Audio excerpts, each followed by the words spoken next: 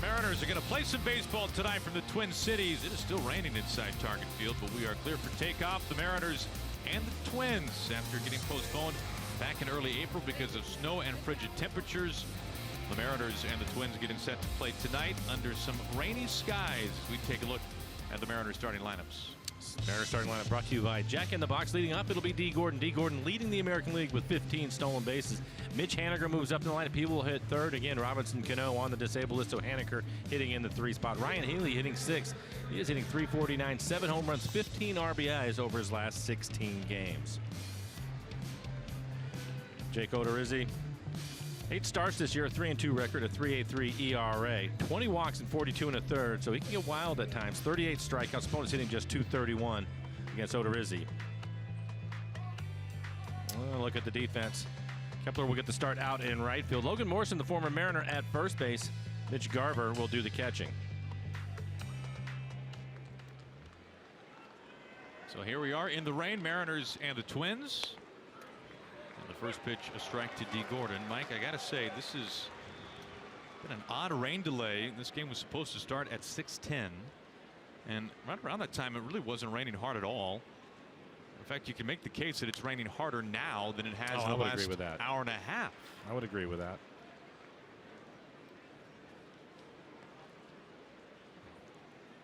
But a rain delay of just about an hour, almost an hour and 45 minutes.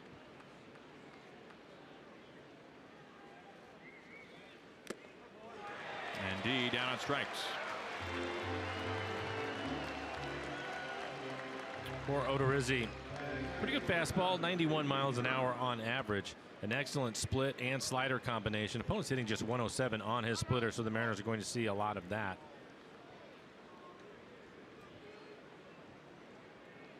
One out for Gene Segura.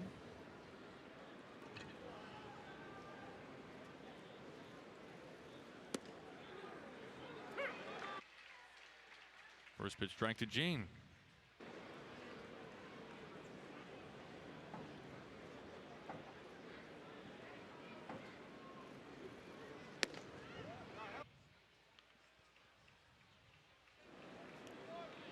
Target Field a little thin in the crowd tonight, as you might imagine, after a lengthy delay. It was a very warm day, even going back to last night when we landed from Detroit.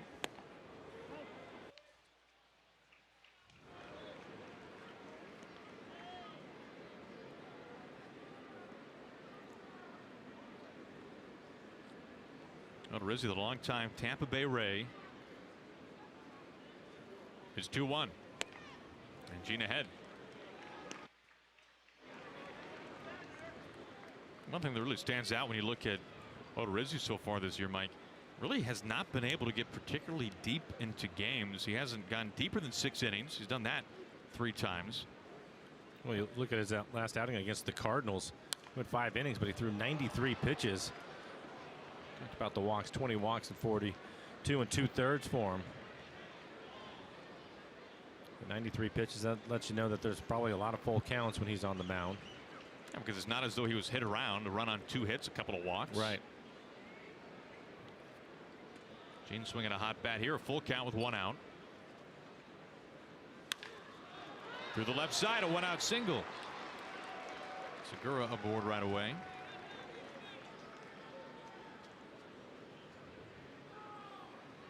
I mentioned that he has been a hot hitter, and he continues to stay hot. 2-seam fastball on the inside corner. There's a hole on the left side. The infield has been covered, so I would think for the first few innings, even though it's raining, should be a pretty good track if the guys want to run. Well, the Mariners playing their first game without Robinson Cano. It's Mitch Haniger batting third for the Mariners tonight. One of the things that you have to remember is Mitch also hit cleanup when Nelson Cruz was on the disabled list and really swung the bat well, so they're hoping the same. Move him up to third now with Cano out. Gordon Beckham getting the start at second base tonight, batting 9th for the Mariners, just called up from Tacoma. Plenty of big league time for Gordon. Had a fantastic spring training.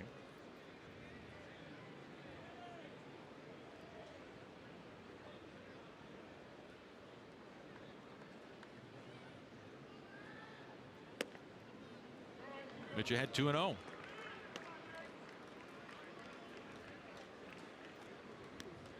Well, obviously you never want to be without Robinson Cano for even a day, let alone for as long of a period of time as it sounds like it will be. And for what it's worth, and it's worth a lot probably, Scott Service saying today that even he doesn't know exactly how much time Robbie will be out. He's in Philadelphia seeing a hand specialist.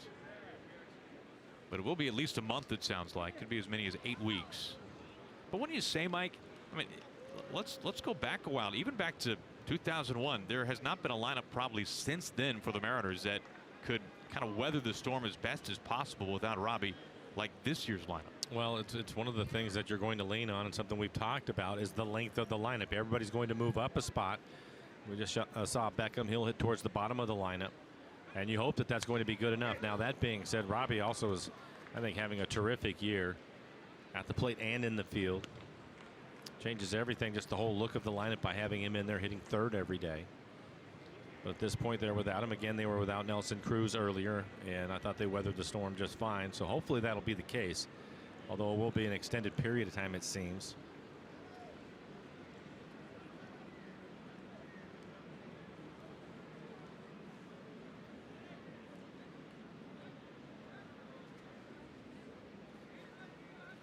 There goes Gene. 2-2. Well, hey, this much we know about Gordon Beckham. He hasn't even stepped inside the batter's box, Mike. He hasn't even gotten on the field this year for the Mariners, and he is a proud member of the all-flow team based on what we were seeing in that dugout tonight. I will trust your judgment on that. That's your favorite? You're the one that hands the awards out. I give the membership cards out. 2-2 on Mitch, 1 out. We just saw Segura take off. Had to go back on the foul ball, but the right side of the infield is wide open for Mitch Haniger. If he hits a ground ball to the right side of the infield, it should be a base hit.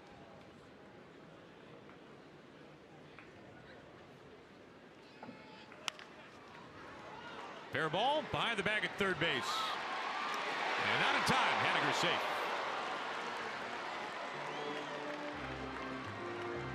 Two outs.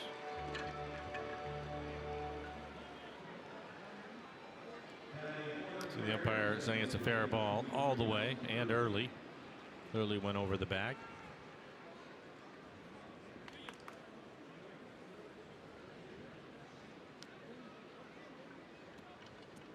Two outs. Haniger at first. In steps Nelson Cruz.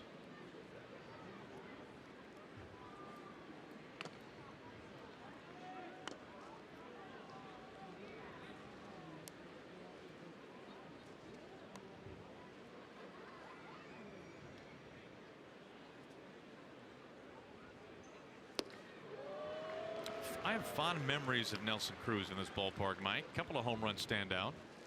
One out to dead center. Almost in the restaurant. Above the batter's eye. Above the batter's eye. Off that limestone up there. Yes. Way up there.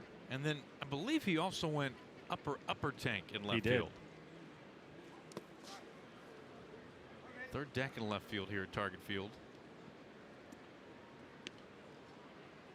There you go. You can see the numbers here. 3 1/4 the average. Plenty of power in 29 games.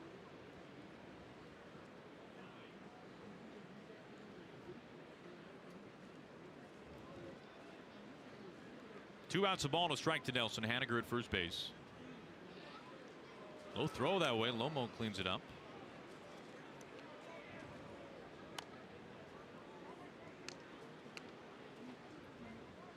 Longest home runs in 2017, last year for Nelson Cruz.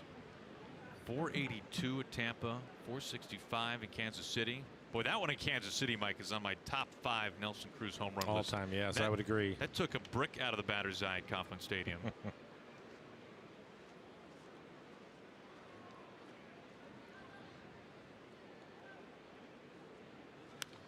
Off the hands.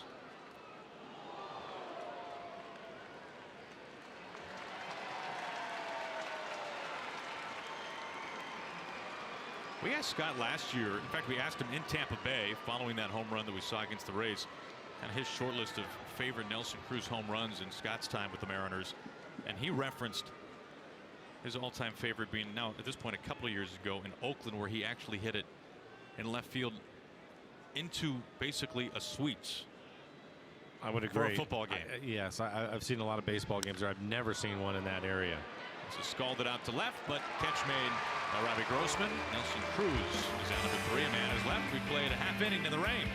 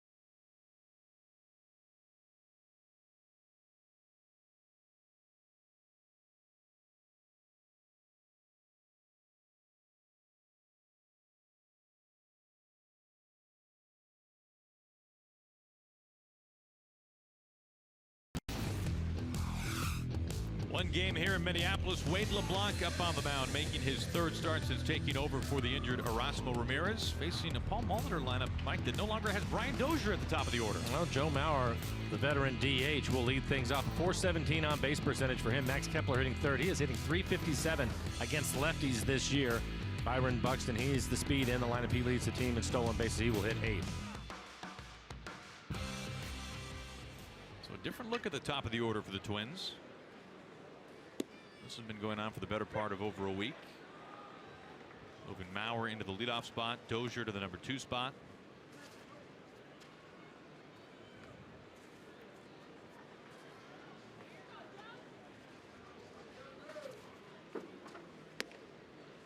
Now, Mike, all in all, for Wade LeBlanc, his 2 starts, my goodness, and thrown into the fire, into the rotation, a run over 9 innings. His 2 starts combined, just 1 walk, 6 strikeouts. Yeah, he has really pitched well in the rotation. Again, this will be his 3rd start. 71 pitches and then 70 pitches in his last outing. So I think if he's pitching well, Scott may stay with him a little bit longer.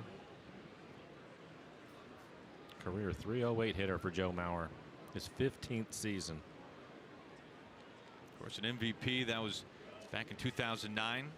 Led the majors, hitting .365 that year. A couple calls not going LeBlanc's way. 3-1.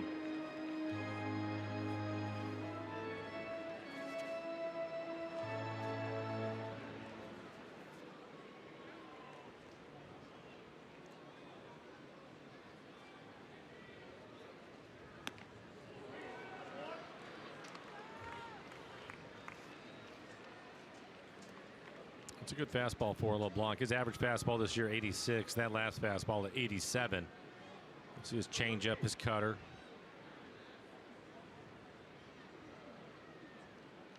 The 3-2. Swings right through it. Let's start Wade LeBlanc.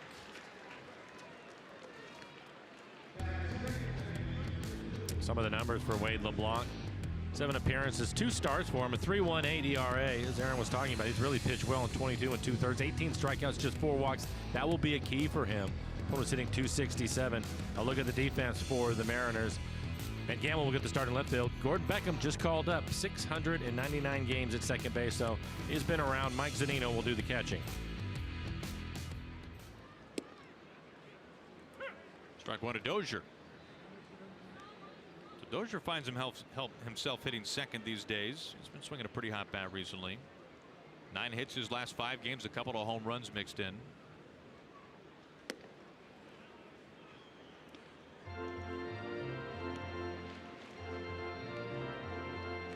Twins have had their struggles offensively this year. They are 11th in the American League and hitting 14th in runs scored.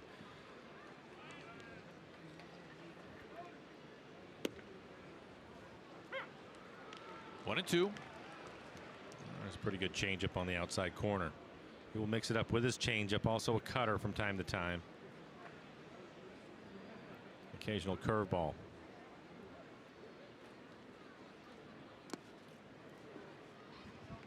It's really been kind of a roller coaster start to the season for the Twins. Coming off a fantastic road trip, they went 7-3 on that trip. In fact, they nearly swept the Angels in Anaheim, which Mariners saw firsthand. That's a very good team. Well, one of the things that they've been doing well lately is they've been pitching. Offensively, it's been a struggle, but their pitching has turned things around.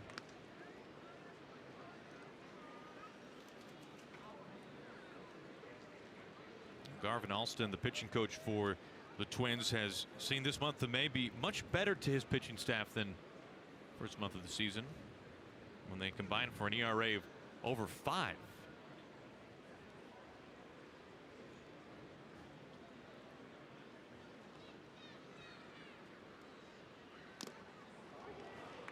And Zunino's grasp still 2-2.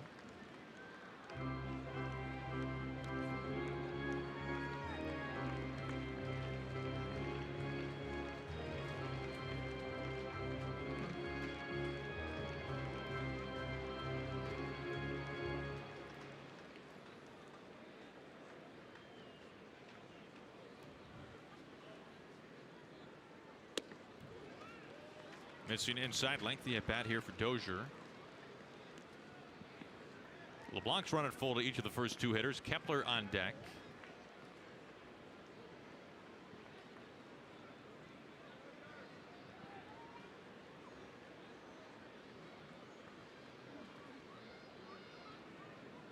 Pitch number 8 to Brian Dozier. Pops it up, shallow left. Gene Segura's got it. 2 down.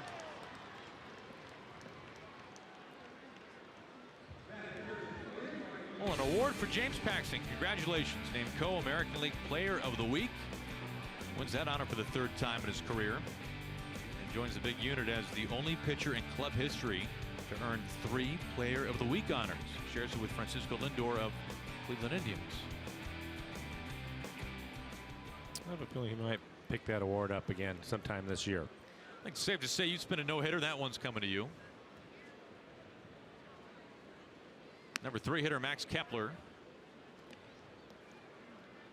It's ruled ball 1. Well, the difference for Kepler this year, he's really been hitting southpaws well, over 350, including a couple of home runs left on left.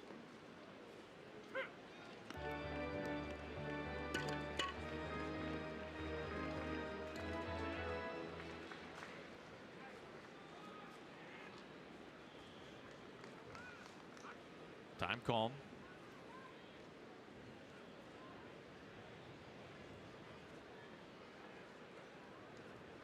The 1-1.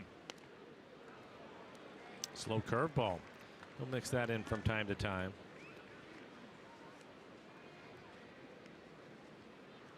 So far this year, his curveball, he'll just throw a couple of them in his outings.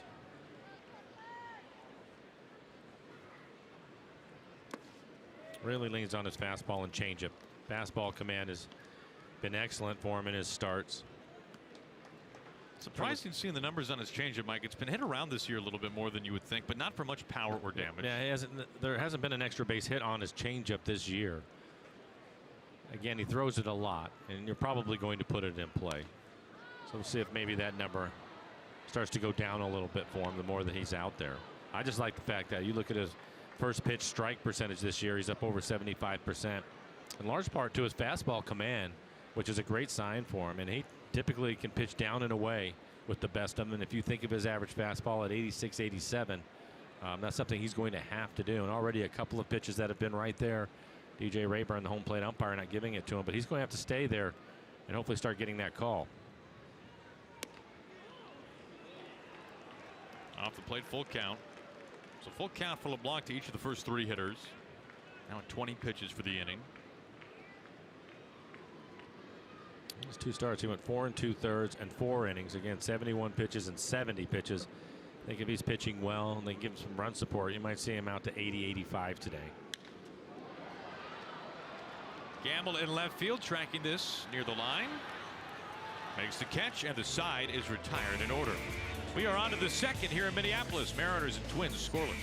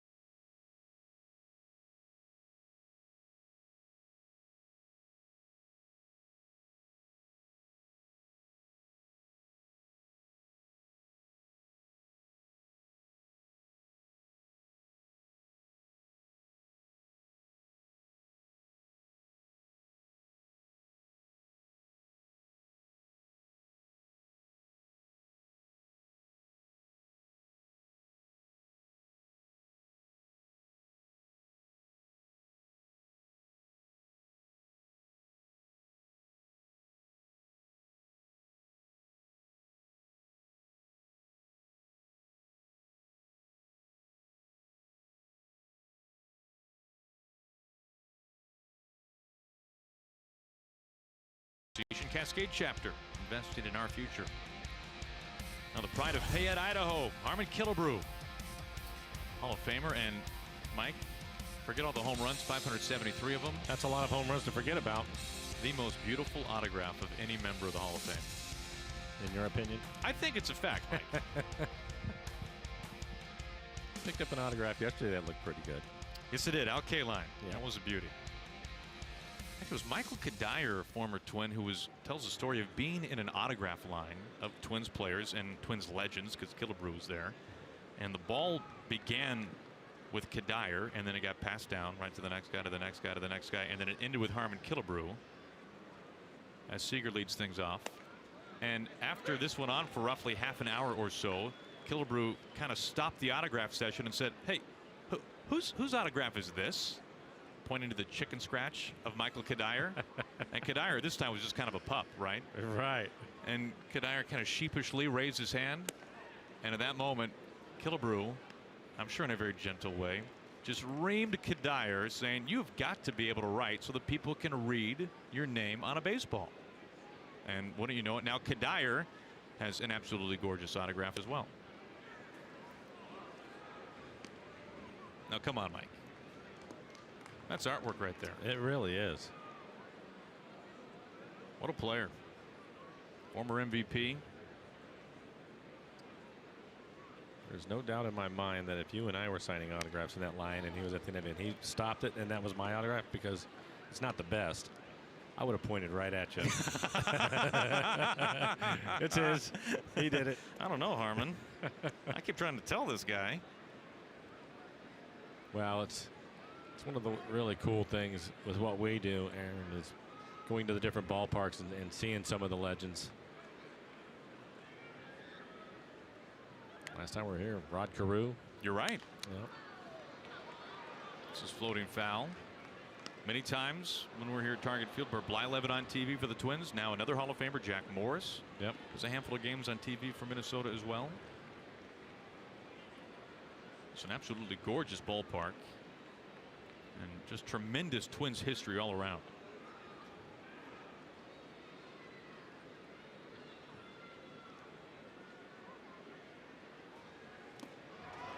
Seager down on strikes. Strikeout completed to first base. Second punch out for Odorizzi.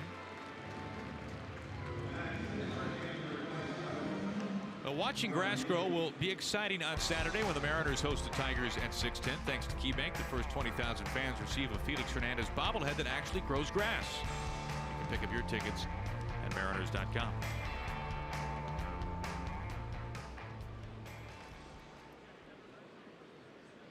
One up, one down. Here is Ryan Healy.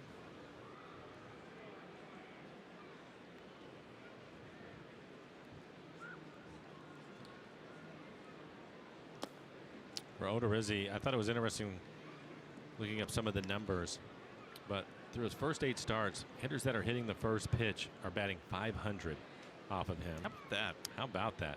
Now, when he gets 2 strikes on the hitter, they're only hitting .167. So I would expect, especially after the Mariners get through the lineup the first time, they're going to be very aggressive, trying to hit the fastball early in the count.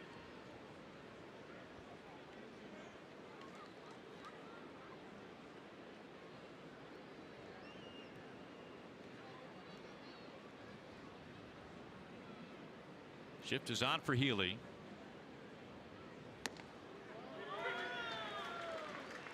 But now, Mike, if you know the average in this case, as high as it is on the first pitch, if you're a hitter, you can't just simply walk up there and say, well, so far so good for other guys on the first pitch. I'm just going to go up there swinging, right? There's more to it than that. Well, there definitely is more to it than that. And, you know, some of it is going to be pitch selection. If he starts you off with a breaking ball, you're probably going to take it. You're really looking for a fastball out over the plate. High the opposite way out to Max Kepler in right field. Round number 2. The last 3 starts for Odorizzi against the Mariners, you can see 3 starts spanning less than a dozen innings and an ERA pushing 12. Mariners have hit him for a clip of .364, slugging through the roof. And you put it in play, and you got a pretty good chance of reaching base against Odorizzi his last 3 times out against the Mariners. Put the combination, those things together, and especially swinging early as opposed to having 2 strikes, and you look at the averages against his pitches this year, and opponents are hitting .133, slugging .133 on his slider, so he's not giving up much there, and on a split, .107 batting average. Try to get to the fastball early if you can. 2 outs for Mike Zunino.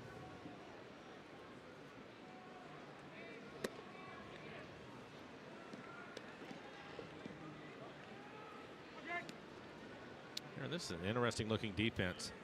It is not a shift, but the left side of the infield expecting him to pull, and you can see that area left of second base. There's some room there for him to get a base hit. It's really not a shift. Oh, a good slider. 2-1 now.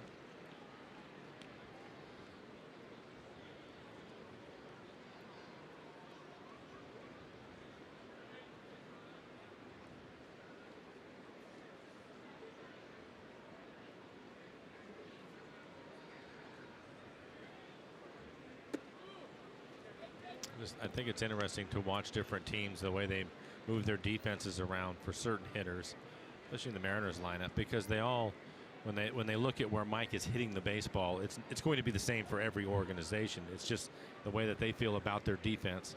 Maybe it's how much range some of the guys have, how much ground they cover, or the way that they're going to pitch him. So much information. Ben Gamble waiting on deck. I would say Escobar and Adrianza on the left side of the infield at one point could almost shake hands. Now they do have a shift on, but it won't matter. A strikeout swinging in the inning. Side retired in order by Odorizzi onto the bottom of the 2nd.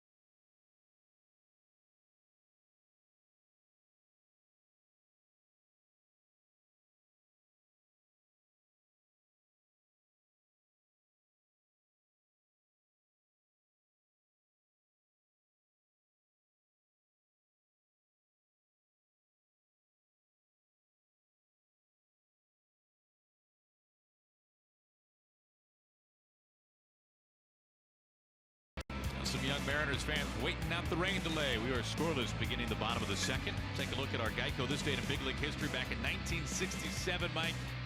Greatest switch hitter of all time, Mickey Mantle, hits his 500th career home run. The 6th ever in baseball history to hit 500. Escobar leads it off.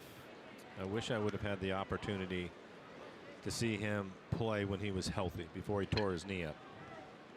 Because the stories that we hear about his ability to run and get down the line, it's legendary how fast he was.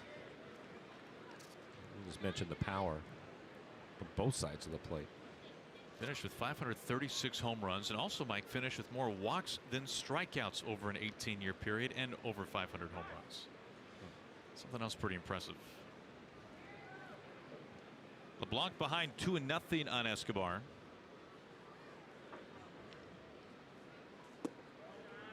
Escobar, although in a little bit of a slump lately, not much of one. This is his last 4 games, one for his previous 16. Off to a good start this year.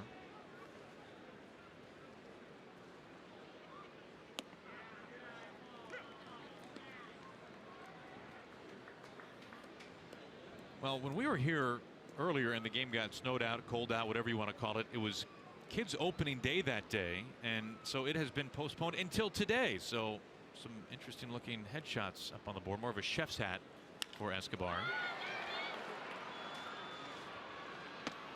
Gordon in center field for out number 1. Sorry, the kids had to wait that long.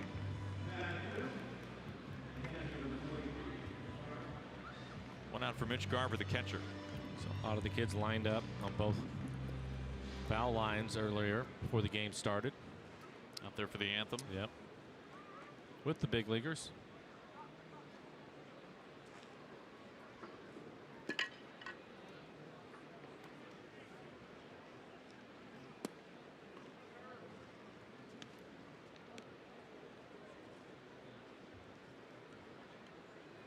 Well, some tough news for the Twins as pertains to Garver in many ways, and more importantly to the catching position. Jason Castro just announced today he will need knee surgery, so Garver will be getting plenty more time behind the plate. Young catcher makes that number 2. This copyrighted telecast is presented by authority of the Seattle Mariners and may not be reproduced or retransmitted in any form. The accounts and descriptions of this game may not be disseminated without the express written consent of the Seattle Mariners. Too much quicker outs to begin the second than in the first for LeBlanc. Had to work to retire the side in order. Here's Logan Morrison, an old friend.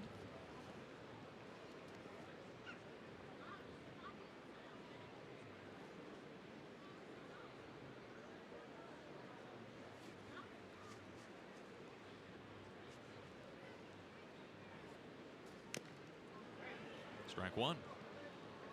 Well, this much we know about Lomo. He has been, probably over the course of his entire career, but especially since we first got to really know him when he came to the Mariners, he's a very streaky player.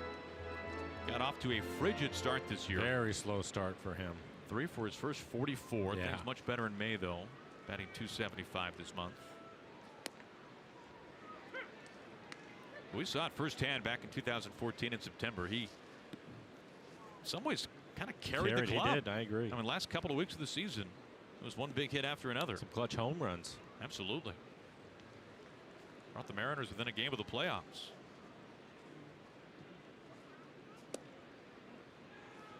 And for Lomo, what made it so entertaining was it was one post-game on-field interview after another over those last couple of weeks, and each time he was saying, no, this is the biggest hit of my career. No, this one is now. Because each one was bigger and bigger.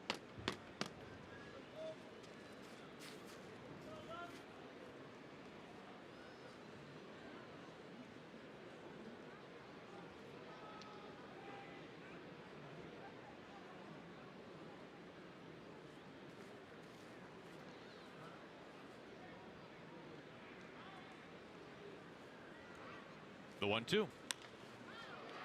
Softly popped up. Seager, the only man on the left side. Kyle puts it away. 6 up, 6 down. Wade LeBlanc. We played 2 scoreless.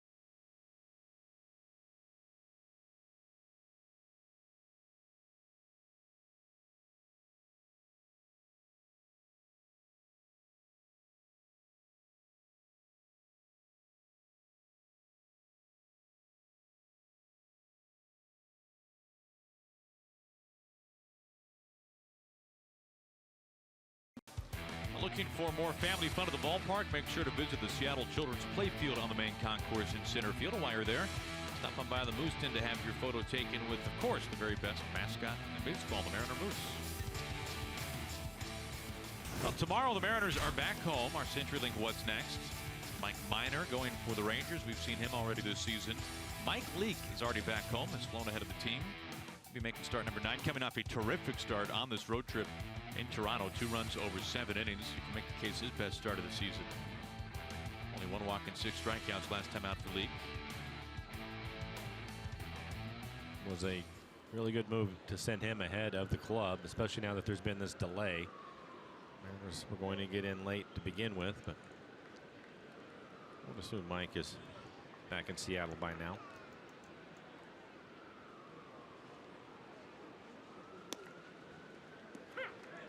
Strike 1 to Ben Gamble.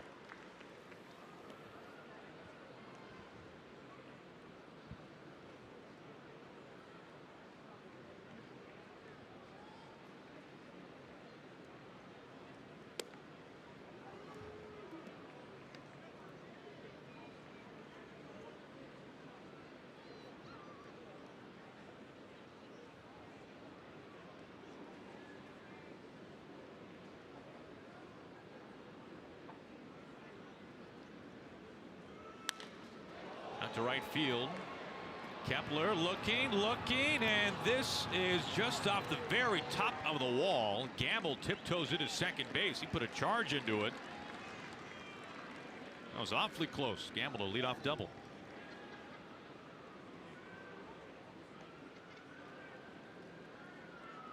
We're talking about the Mariners being aggressive against Odorizzi.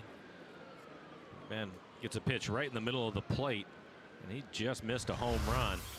Another like a split, maybe a changeup. Primera Supermo as he squares it up right off the top of the wall, just missing a home run.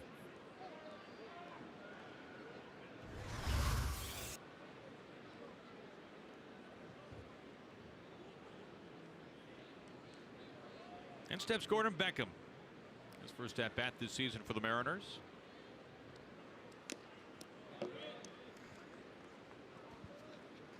We saw Gordon last year up at the big league club for just under a dozen games. Just about 17 at-bats last year in the majors with the Mariners for Gordon Beckham. It was a breaking ball at 83 miles an hour, and he really let the ball travel. Looked as if he was trying to hit the ball to the right side. Nobody out. Leadoff double from Gamble, trying to move him along.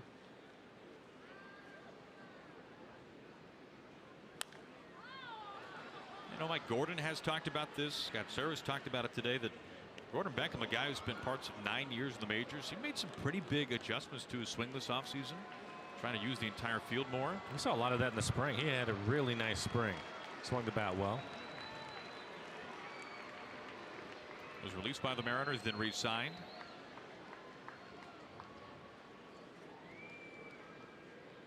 A .340 hitter during the Cactus League.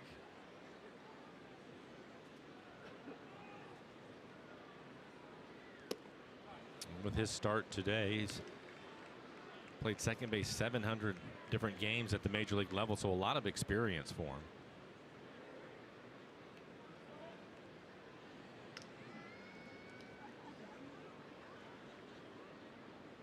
Mariners have the go-ahead run in scoring position with good speed. 2-2.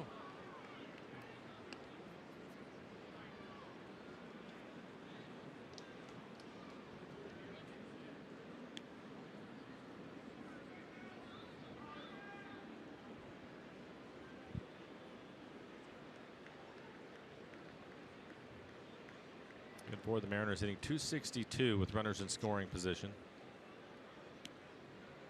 That is 3rd in the American League.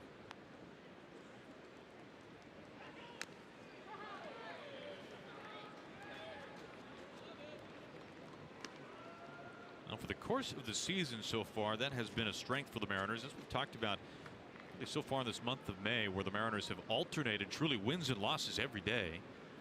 It has not been quite the strength. But still, it goes to show you how good of a start the Mariners got off to in that category, that they're still that high. Well, at one point they were hitting .300 with runners in scoring position, just 179 over the last week, and you have to feel that they're going to get hot again. It's a little bit inconsistent over the last week. Overall, they've done an excellent job, though.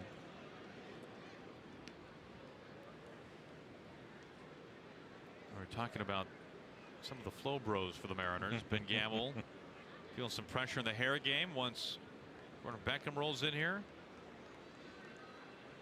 Gonna get it trimmed up a little bit, it sounds like.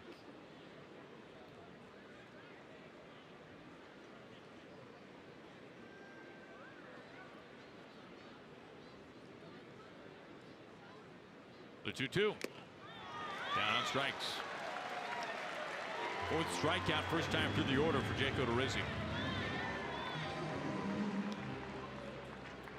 7 pitches in the at bat, and this is a fastball. Belt high, missed his location. He wanted that on the outside corner, ended up middle in.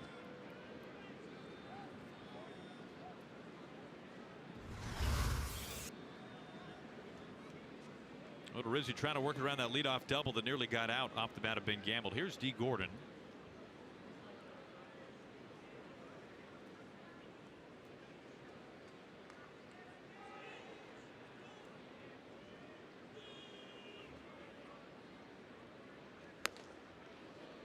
Looks at ball one.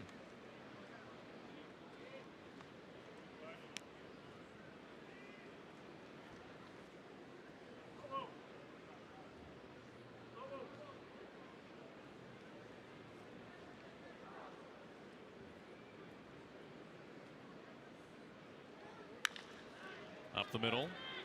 Adrianza, the shortstop, behind the bag. And number 2. I guess we mentioned it's been raining ever since the start of this game, which was delayed a little over an hour and a half. I mean, you can see it's not a heavy rain, but it is a steady rain that It we're hasn't seeing. stopped at all. How does this affect whether it be field conditions, grip on the ball, anything for the guys? Yeah, again, the infield has been covered. They'll continue to work on the mound for the pitchers when they want them to. Put more diamond dry, rake it for them. But eventually, the grass right now is wet, so throwing a wet baseball can be a problem. You have to be aware of that. And we'll see how the footing is for the outfielders. This field seems to drain, not any problem. The hitters haven't complained about the area around home plate, and it still seems to be in pretty good shape. We did see Wade LeBlanc talking to the grounds crew about the mound after he was done pitching in the bottom of the second.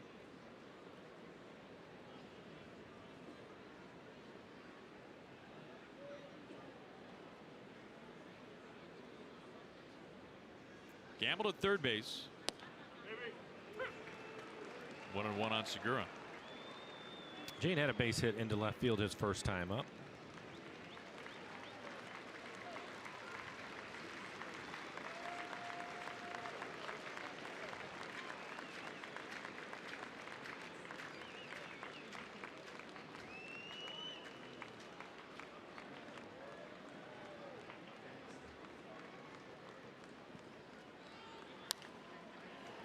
Now 2 strikes on him.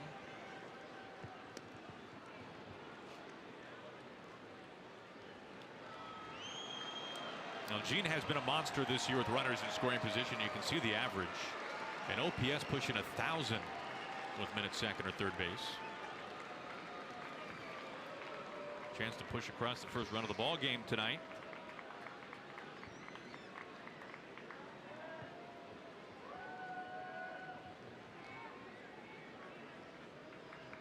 The 1-2. That'll play.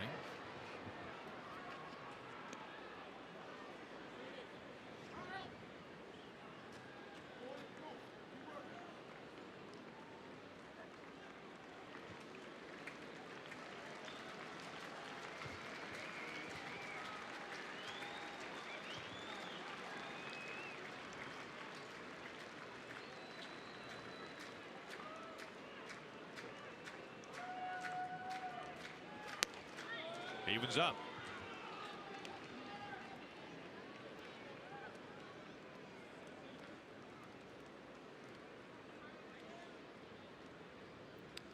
I want to call this a pleasant night at the ballpark. Could be worse. We've seen it that way. There's no chance of frostbite tonight. That's the good news.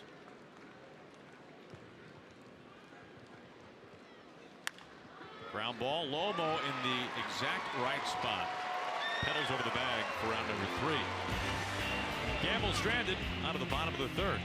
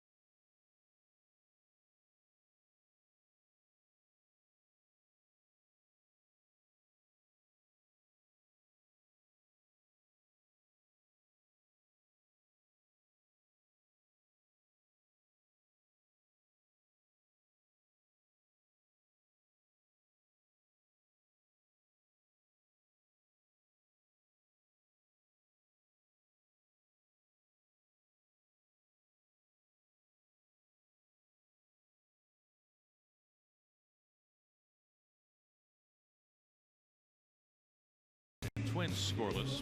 T-Mobile presents Hats Off for Heroes because we stand ready to serve all military and veterans with half off their family lines. Well, the rain continuing here in the Twin Cities. We bring in the hyphen, Ryan Roland Smith. All right, Ryan, pitching in the rain like this, it has not let up. What's that like?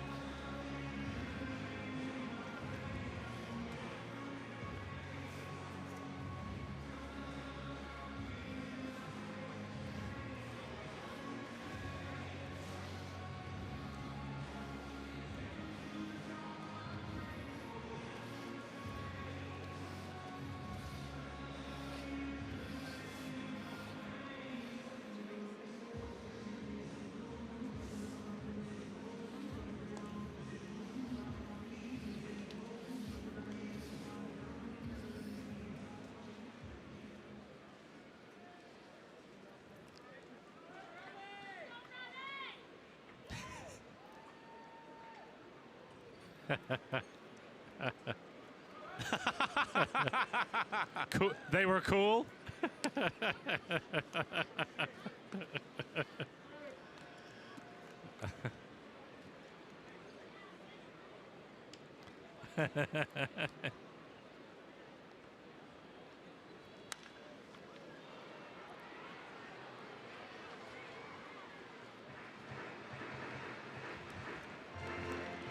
So you were the Eric Sogard on the mound.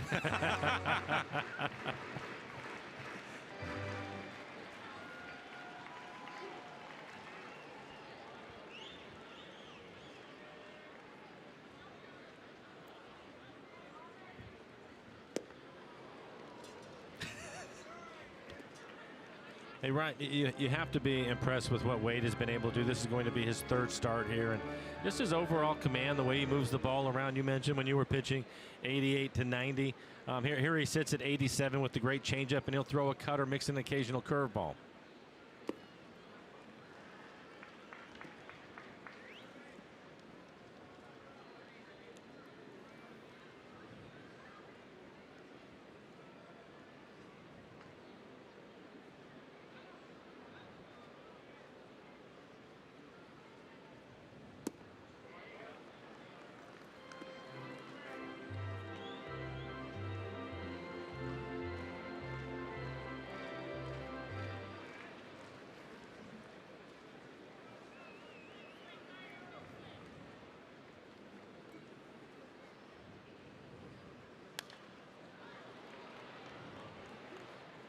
Ryan, is there a reason for it? I'm just wondering, looking at his numbers overall, and the fly ball rate for him, and even today that he has yet to get a ground ball out. I would think somebody that can throw the two-seamer, mix in a cutter, and use his changeup would keep the ball on the ground a little more consistent than he is, but it works for him.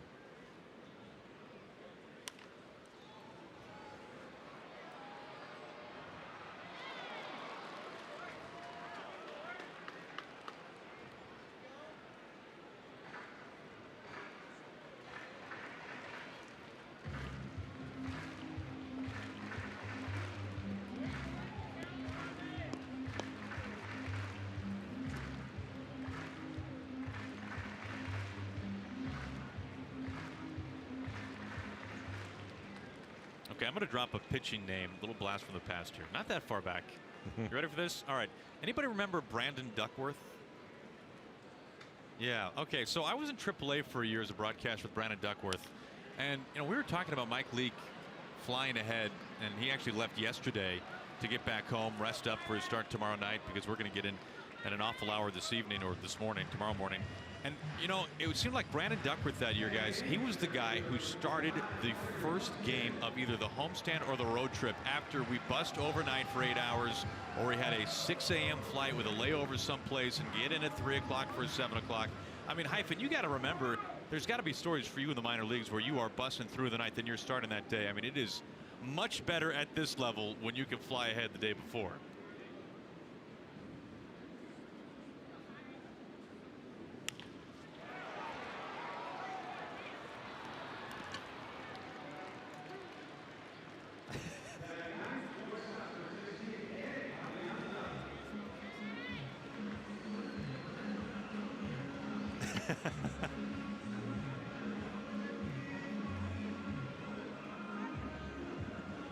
I hope you're able to do that very often then, Ryan.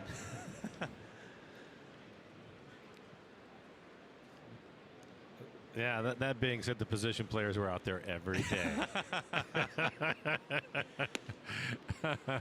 Hey, Hyphen, good stuff, man. Good talking to you. We'll catch you more on Mariners post-game presented by Alaska Airlines.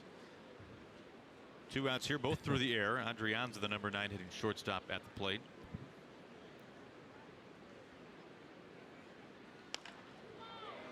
Little looper, softly hit. No man's land, base hit with 2 outs. First base hit for the Twins.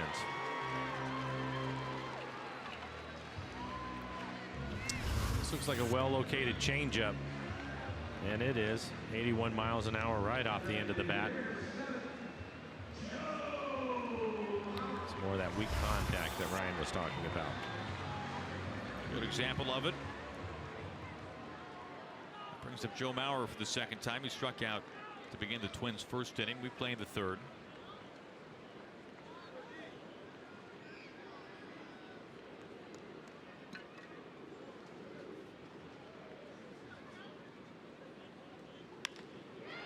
Off the hands.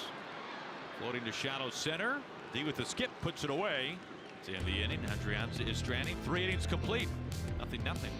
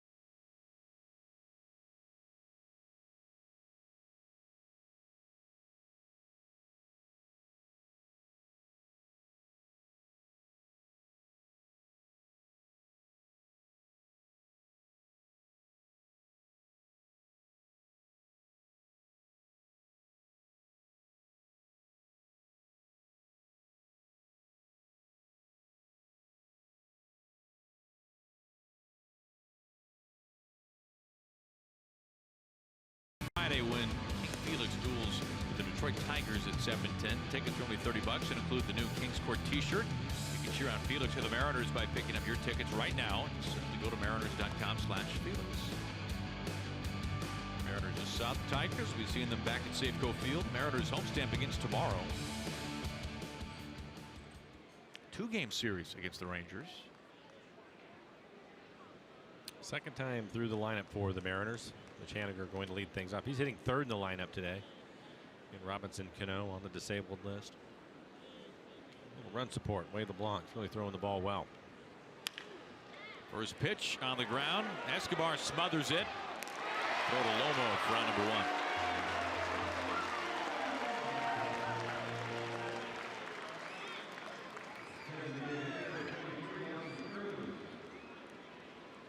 One pitch, one out for Nelson Cruz. We take a look again.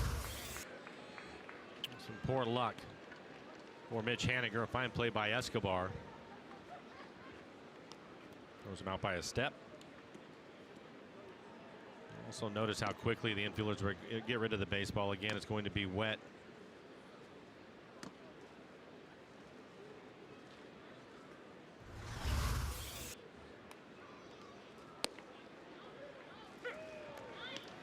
Nelly lined out to first base, pardon me, to left field his last time up in the first inning.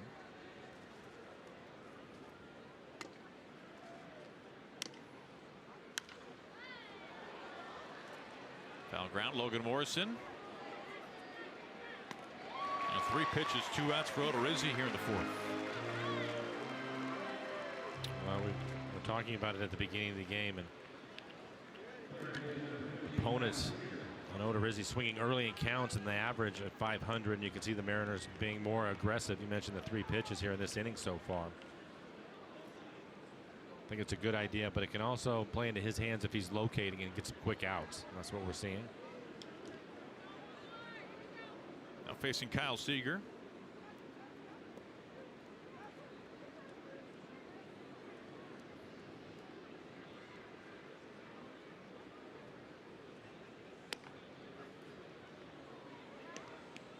Kyle takes ball 1. 4 outfield alignment for Kyle Seager.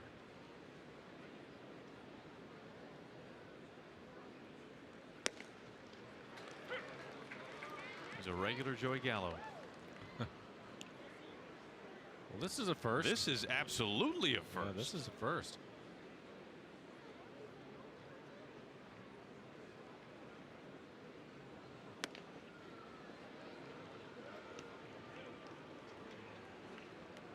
Paul Molitor looking at some spreadsheets.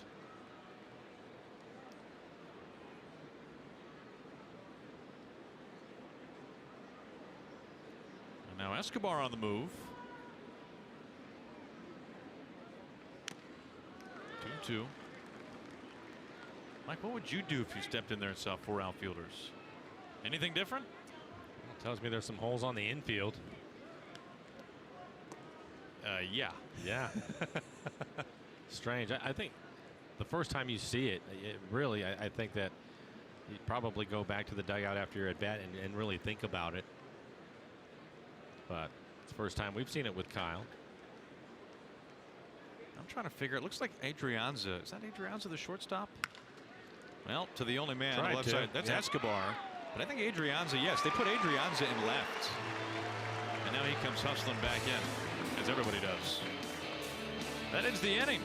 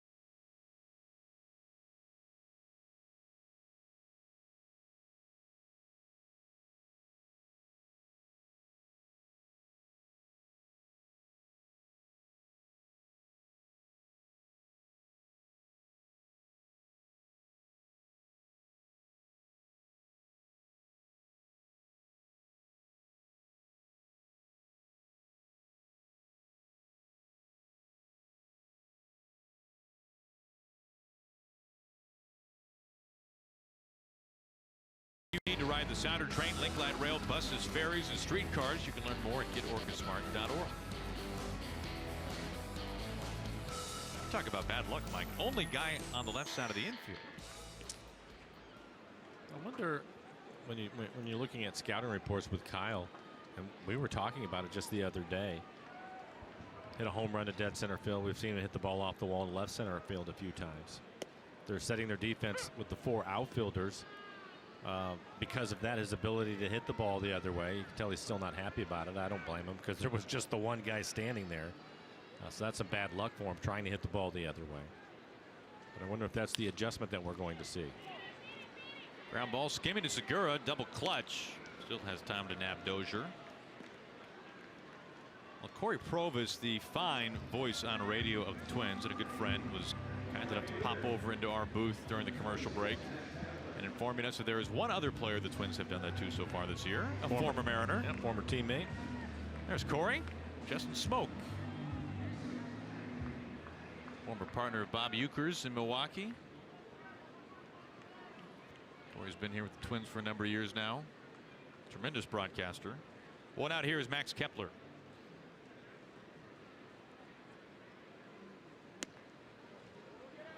Ball 1. Think Corey's got any stories during his time with Uecker? You think you might? Oh, I would think you get so. A story or two? Yes, of course. Some great stories.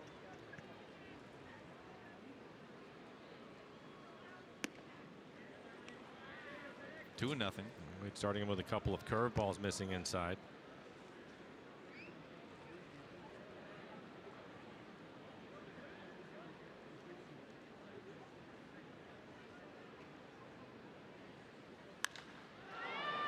High to center and playable.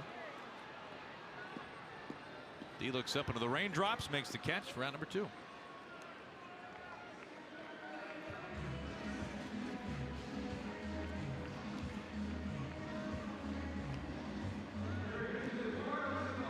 And how about Daniel Vogelback? Some good news down in Tacoma for the Mariners DH and first baseman. Wow, really swinging the bat well.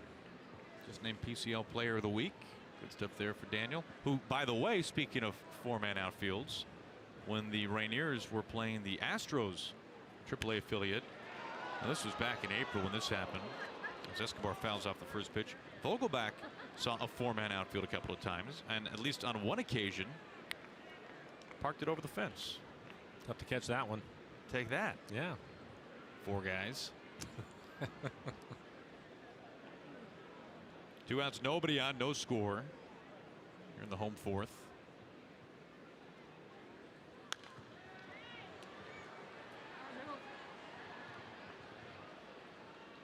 Into the crowd. Well, maybe Kyle will do the same thing his next time up.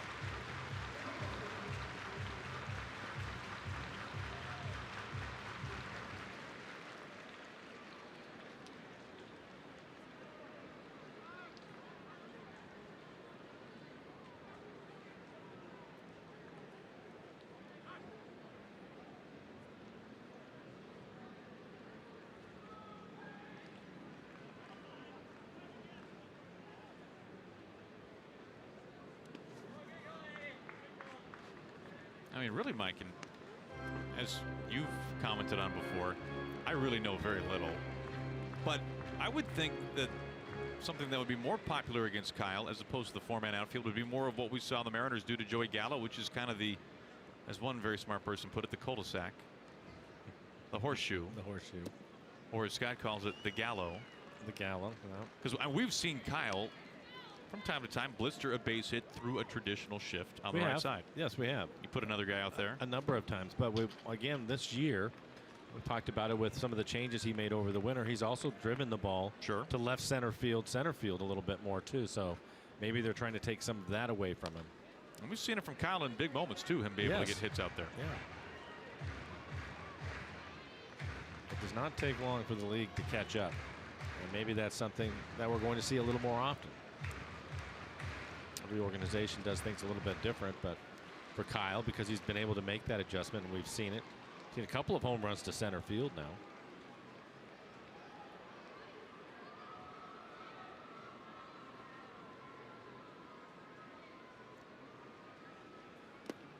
Full count. Well, for Seager, hits by direction this year. 15 into center field and 6 now to left. As we saw Seager go straightaway center for a homer on this road trip in Toronto.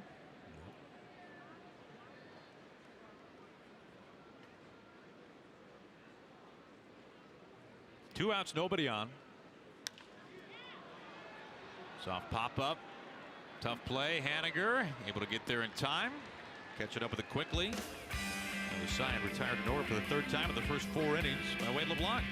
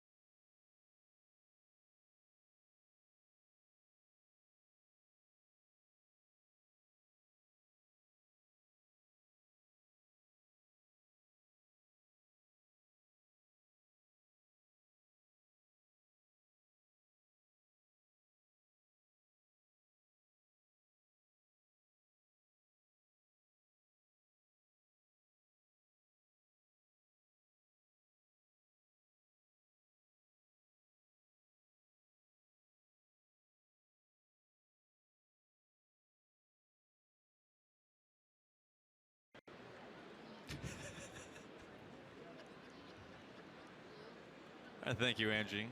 Well, the beard hat does not fit into Maui quite as well as it does here in Minneapolis. I think we've run out of color schemes for that. Covered them all over the years. Ball 1 to Healy.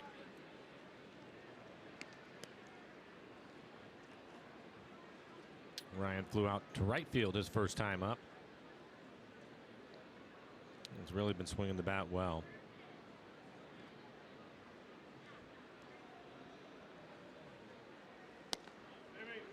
Last 16 games, hitting .349 with 7 home runs and 15 RBIs.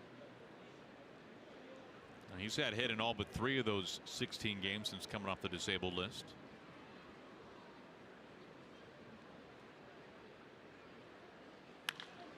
Lined into left field, and it drops in for a base hit. Rolls out of the track and off the base of the wall. Healy, a leadoff double. Second time tonight the Mariners have begun the inning with a 2-base hit.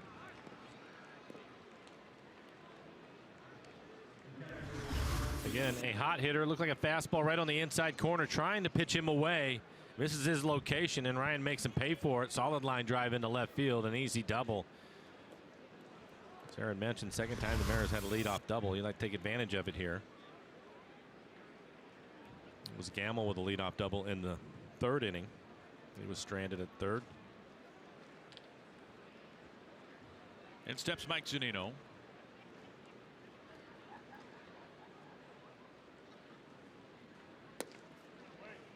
Struck by a number looking at Odorizzi today, Mike, with runners on base.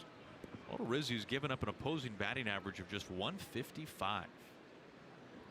Not sure exactly how to read into that. That's more of a attitude side of things, more of an actual pitching approach, or maybe it just can't be explained at all. But opposing hitters aren't getting much going when they have men on base. Maybe mechanically feels better pitching out of the stretch. Another high fastball to Mike. He ended up striking Mike out his first time up, and it was on a couple of fastballs at the top of the strike zone.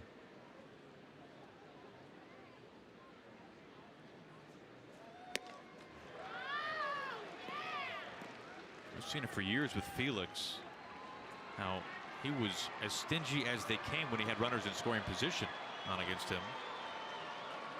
Was a better pitcher then than when the bases were empty. Yeah, he had elite stuff and would compete as much as anybody. And at that time, unfortunately for the Mariners, the offense wasn't going to score him much runs, so he wasn't going to give in to anybody. And he was one of the best at it for a very long time.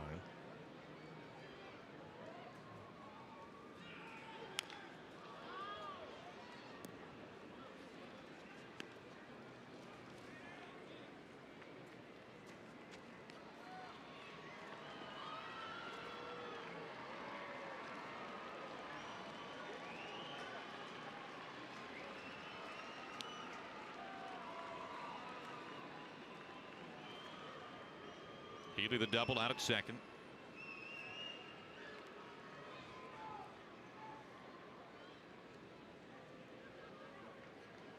The 1-2.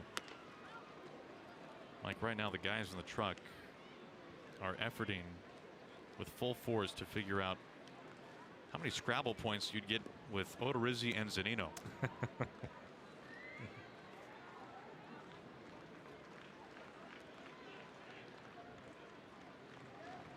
Well, they figured it out. Jake Odorizzi is 42.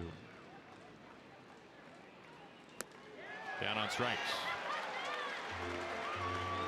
Fifth strikeout for Odorizzi. Yeah, he climbed the ladder on Mike. Mariners so far 0 for 4 runners in scoring position. Mike Zunino apparently just 25 points. Not nearly as impressive. One out, Healy at second base. Here's Gamble.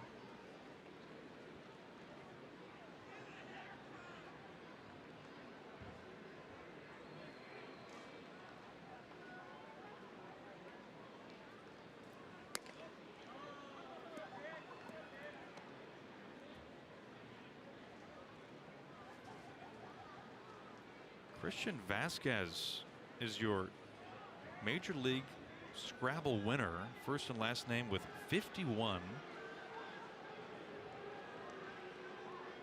Mark Stepczynski a surprising 48.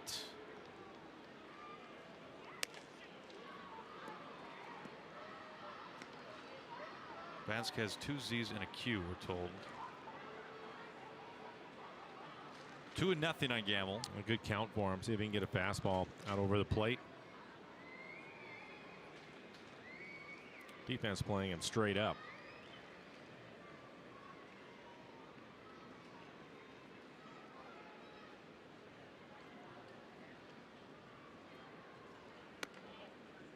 Now 3-0.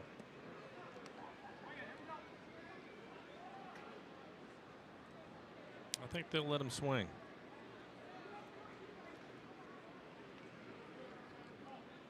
And just missed a home run his first time up, right off the top of the fence in right field.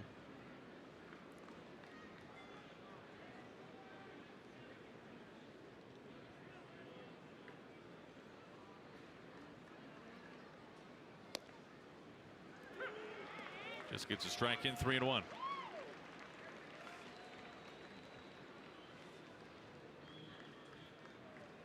And Gordon Beckham on deck.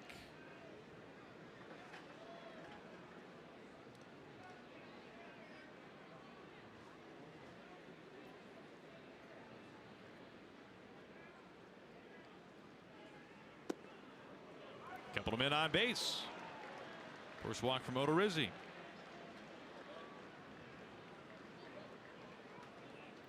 Well, the Mariners and Aquafina celebrate Little League Day on Sunday when the Mariners face off with the Tigers at 1:10. All kids 14 and under will receive a pair of wristbands featuring one of the smoothest shortstops in the game. That, of course, Gene Segura. Head on over to Mariners.com to pick up your tickets.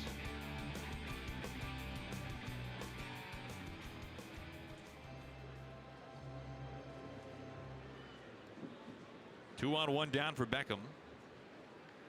Saw 7 pitches his last at bat, but struck out swinging.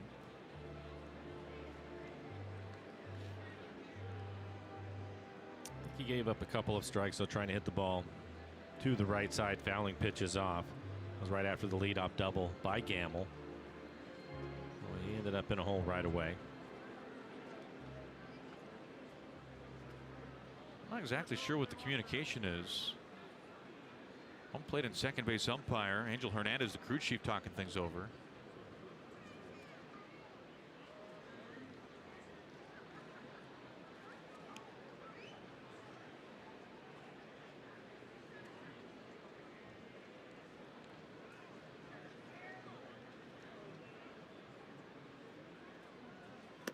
Oh, and 1.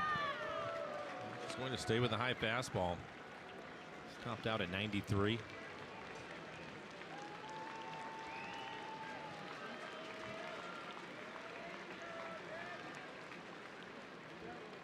Haley at second, Gamble at first.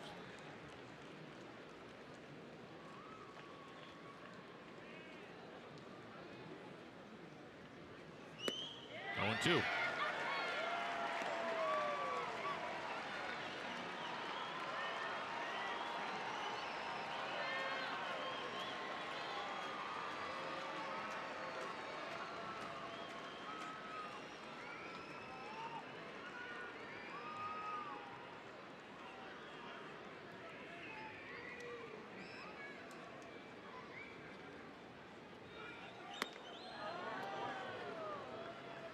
Above the zone, 1 ball and 2 strikes to Beckham. Really no surprise. A couple of high fastballs. He's going to keep climbing the ladder.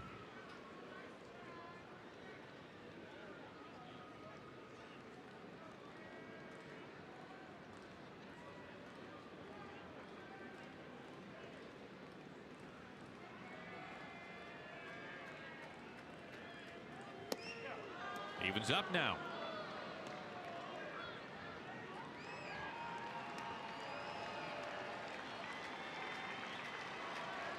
D on deck.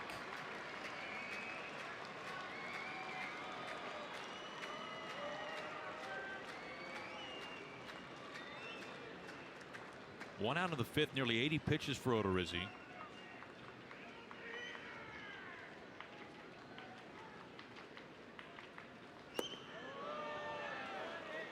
Three straight pitches missing.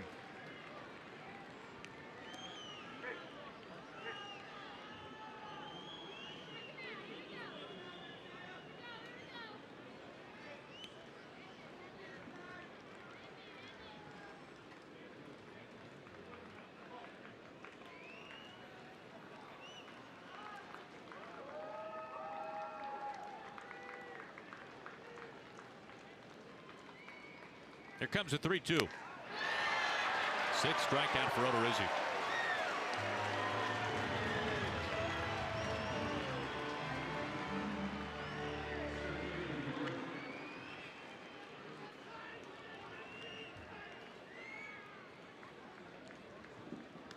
It was a pretty good battle, but in the end, he goes right back to the high fastball. Primera Supermo. Probably just above the belt.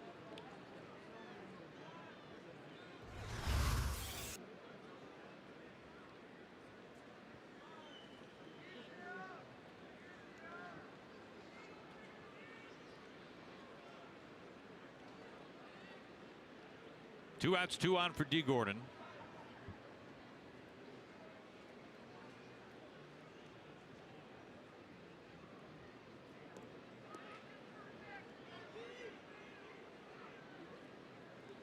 Diaz struck out and grounded out.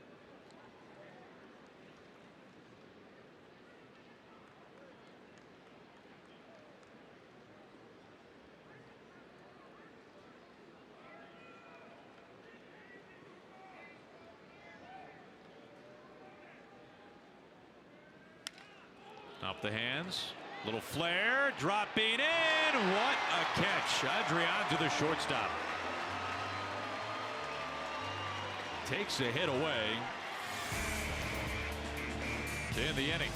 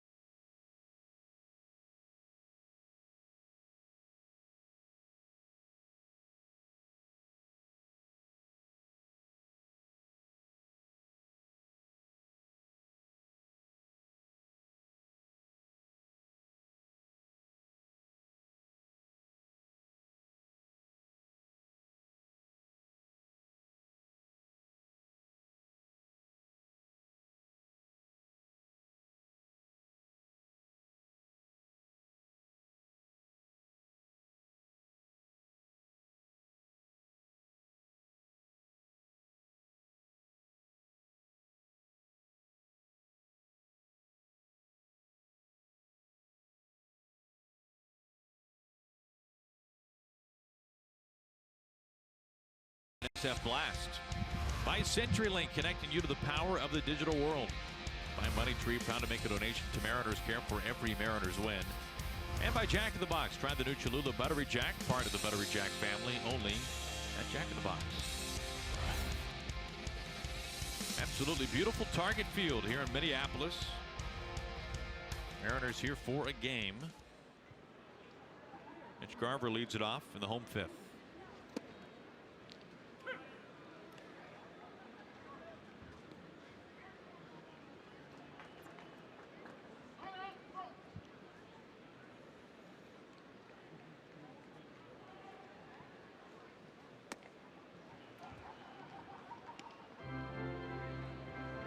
Garver drafted as a catcher, still a catcher today, but somebody that not really sure if he would stick as a catcher, but really during his time in single A ball improved dramatically behind the plate. Still has a ways to go, people the Twins say.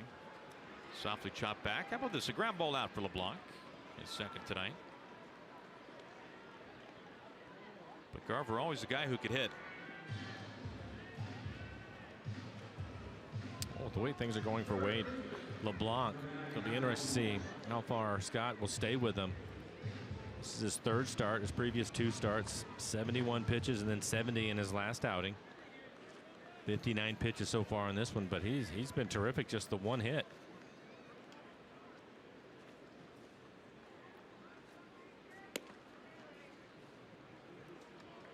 Ball went to Logan Morrison, right there on the edge. Yeah, another good pitch that he didn't get the call.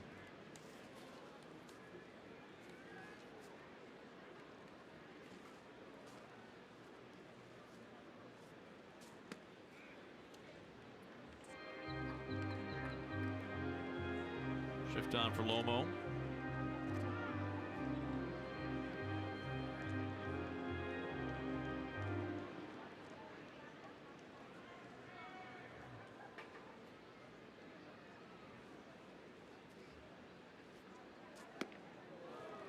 Like he tried to slow that swing up. 2-1.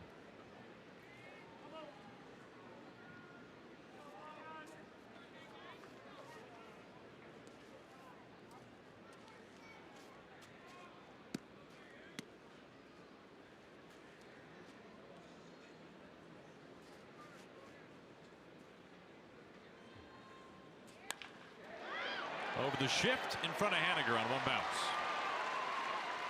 One out single, Logan Morrison. Second hit tonight for the Twins. Get home field advantage on Silver Bullet Saturdays. Download the Coors Light Rewards app and start earning points towards rewards like Mariners tickets and Coors Light gear while supplies last. Coors Light, the world's most refreshing beer.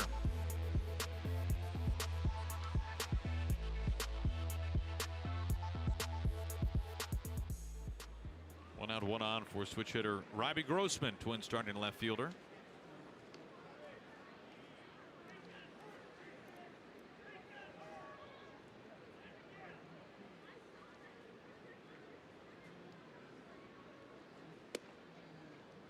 Strike one.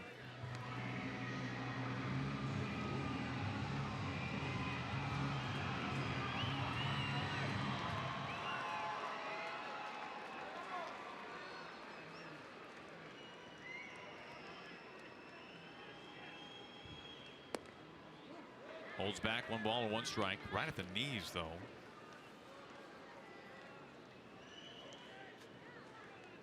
.65 pitches, 39 strikes, and I think he's actually thrown a lot of quality strikes and probably should have somewhere in the neighborhood of 45 on there.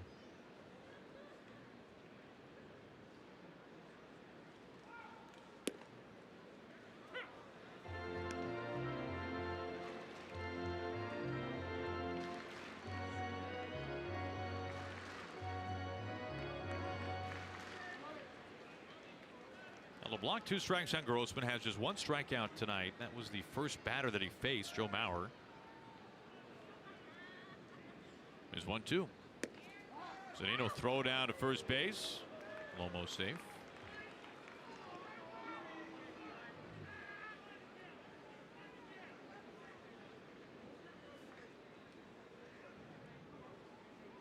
Not something we see Mike do all that often, but from time to time. Maybe a little more motivation with the former teammate over there first. Well, for Logan, he doesn't run much, but he will try it if you're not paying attention to him, and Mike's aware of that.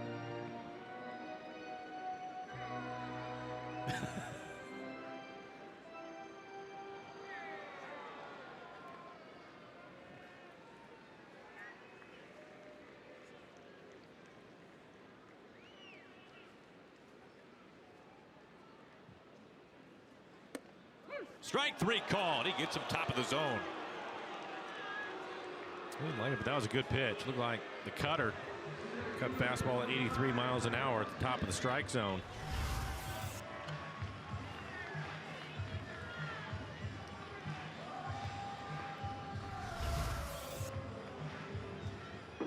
Well, right-handed hitters have hardly been able to do anything against that cut fastball. That's out number 2. Here is Buxton.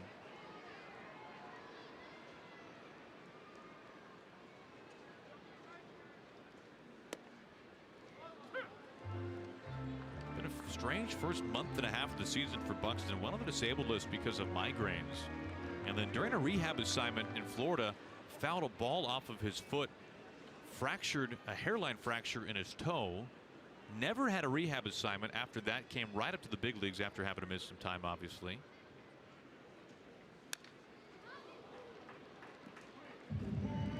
Chris Buxton, a guy known for his speed and his glove, all the ground he can cover in center field, but batting just 176 and kind of an odd beginning to the season.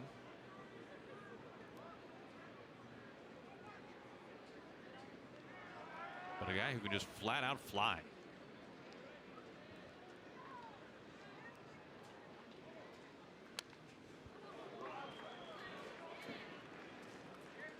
Still 0-2. He's chased a couple of pitches off the plate away. Wade will stay right there. No reason to throw him a strike yet.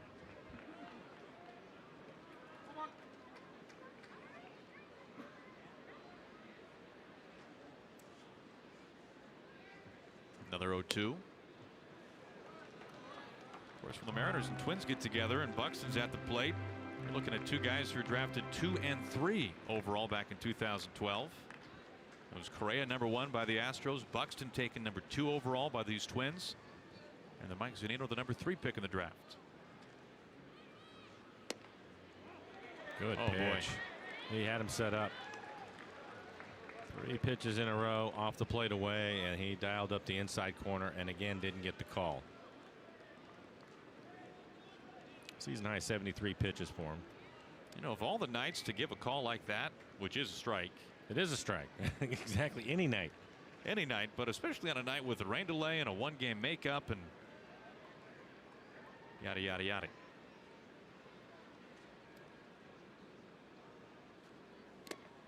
And on the hands, fouls it right back to Zunino, holds on to end the 5th. Back-to-back punch-outs. The block gets that strikeout after all.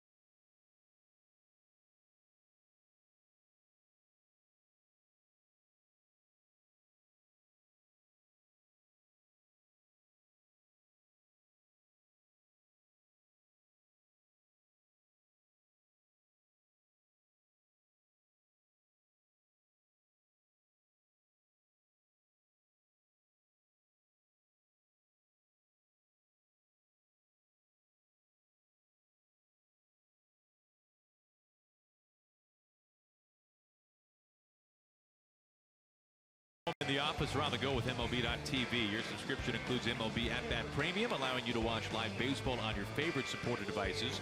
Blackout and other restrictions apply. Visit MLB.tv for details. Plenty of Mariners fans in the house here tonight.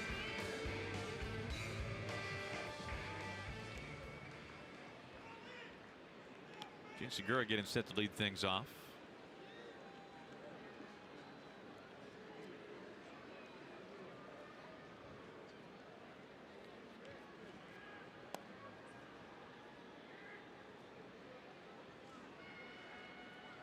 Looks like we got a new left fielder. Eddie Rosario is in left field. Robbie Grossman, who we saw just strike out, the starting left fielder.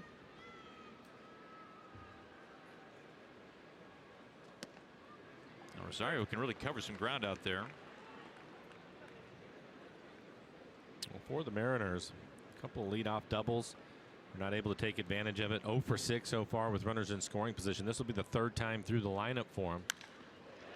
The opposite way, cracked out towards the wall, off the base of the wall, played by Kepler. Well, Segura continues the trend for the Mariners tonight. That is the third leadoff double for the Mariners. Yet to cash in on it, hoping this inning will be different. And Gene has hit the ball hard all 3 times. A base hit his first time up. Hit the ball hard, but it was right at Logan Morrison at first, and now this double at the base of the wall.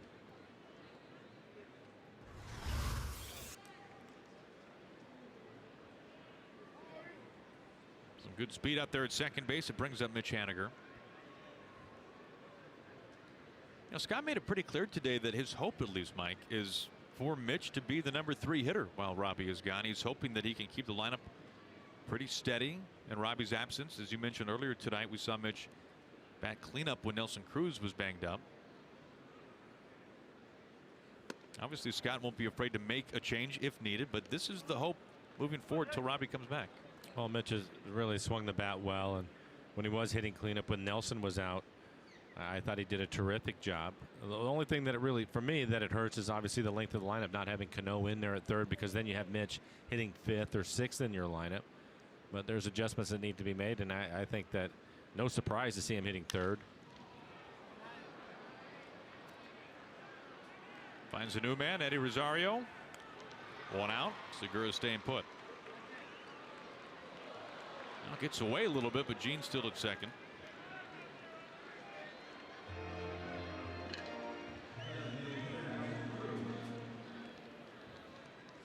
One out for Nelson Cruz.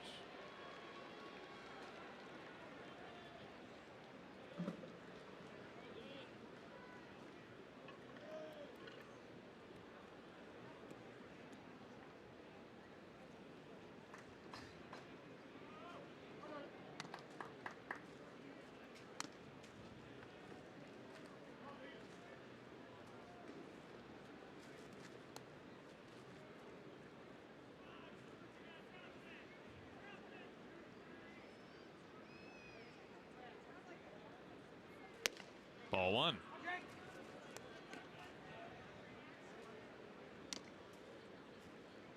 Shift on for Nelly.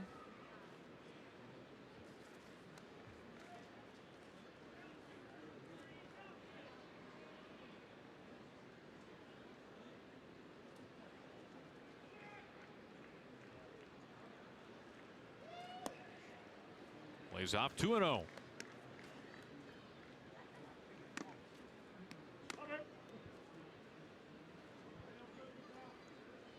Nelson fully capable of using the entire field, has a chance to drive in the first run of the ball game. Let's see if he'll give in to him, give him a fastball to hit.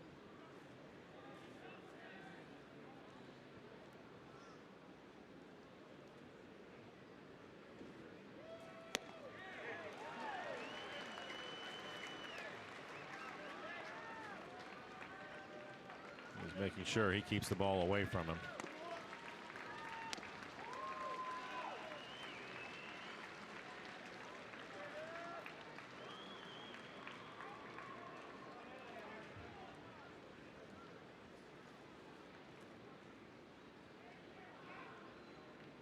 Now the 2-1.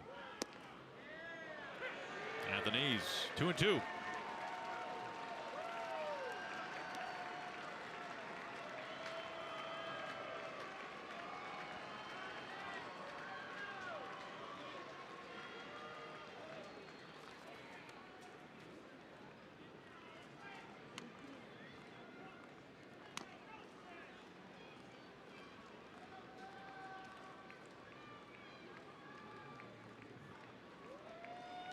Watch out, that bends him back, and it gets him.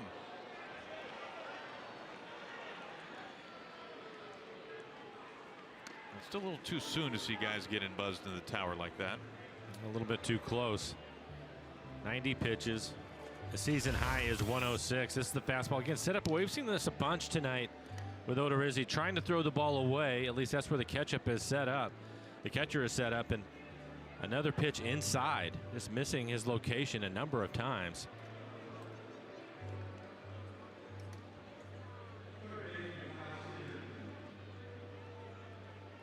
His knuckle, right off the knuckle.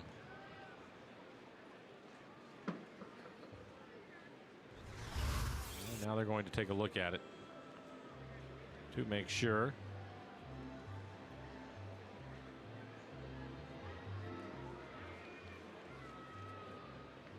Let's see if this actually grazed that knuckle.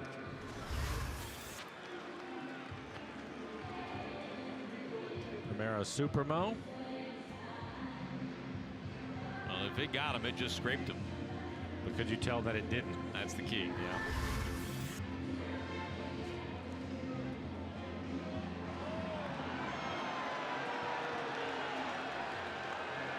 This is when Nelly just starts shaking his hand a little bit.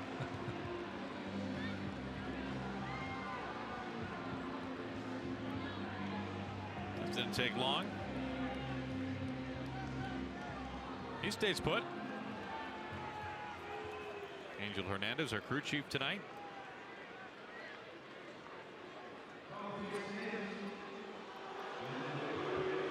Bring up Kyle, see if he has some better luck this time.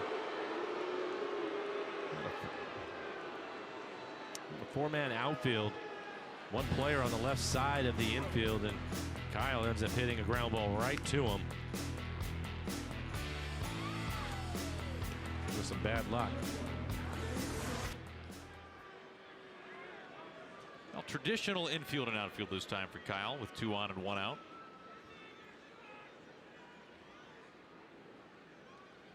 First pitch off of Odorizzi. Karams. Adrianza steps on the bag. Not in time. Seager is safe. We were wishing for some good luck. He cannot catch a break. That would have been a base hit back up the middle. Segura would have scored easily.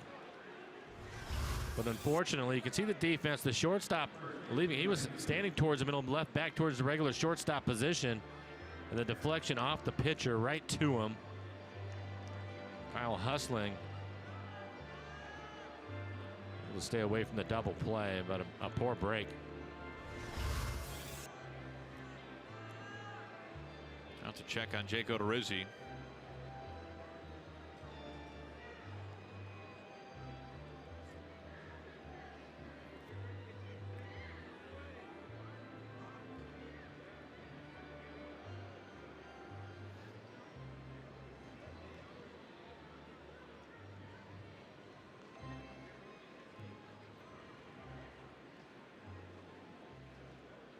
You would think he was fine. I think it probably startles you a little bit more than anything.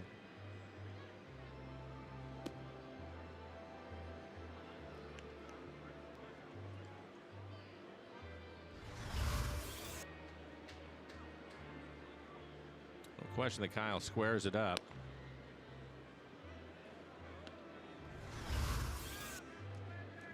Solid line drive. Would have definitely been a base hit.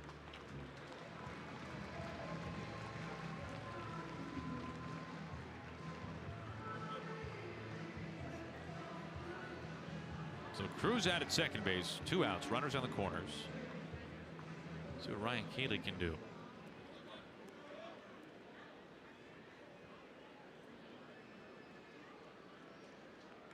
Now for the Mariners, it was a double in the 3rd to begin the inning, a double in the 5th by Healy to start that frame, and a double by Segura to begin the 6th inning. Trying to cash in for the first time. Tough night trying to drive in runs. They are 0 for 8 with runners in scoring position.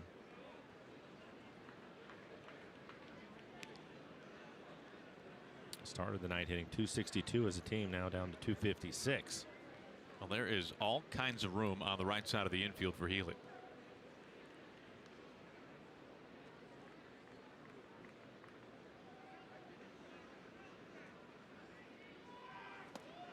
1-1.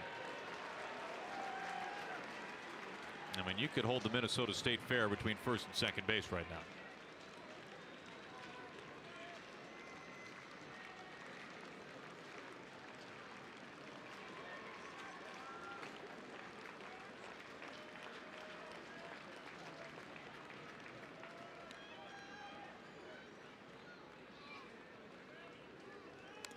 And on the hands.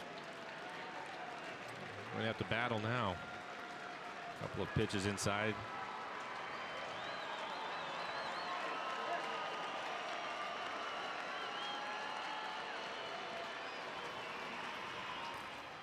And Magel getting loose inside the bullpen. 93 pitches for Odorizzi. 6 innings has been his limit so far this year. Has not gone deeper.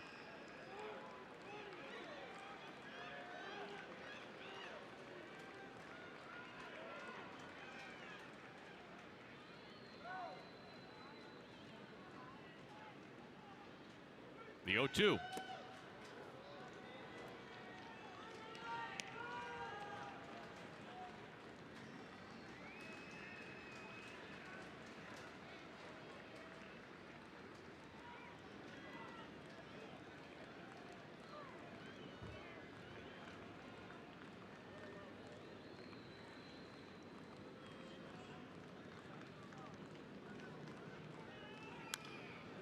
Fights another pitch off.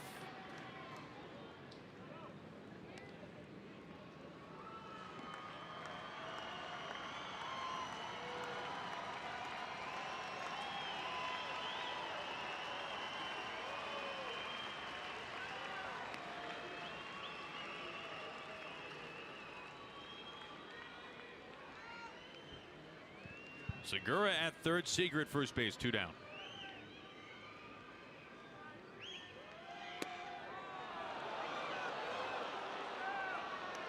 And Healy's favor, 2-2.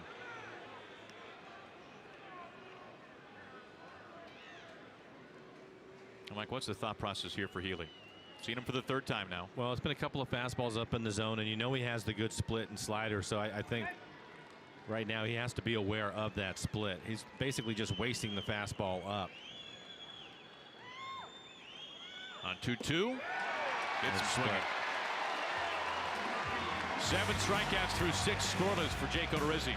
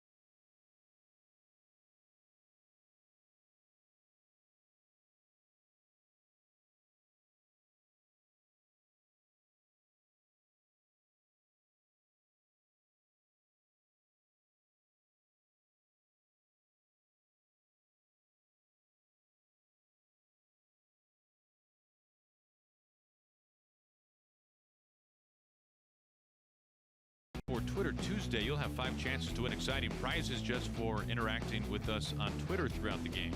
We'll be posting questions. Of course, want to hear from you, so be sure to watch and follow us on Twitter at @RootSports_NW. For giveaway rules, visit us at rootsports.com.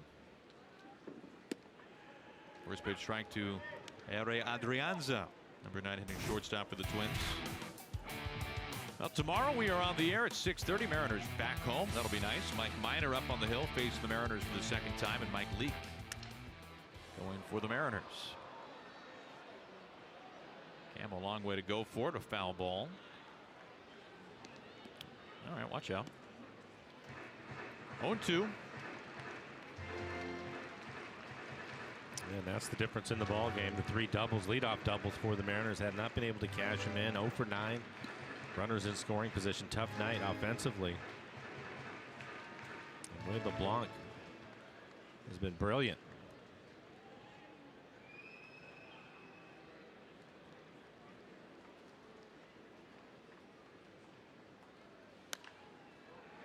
Still 0-2.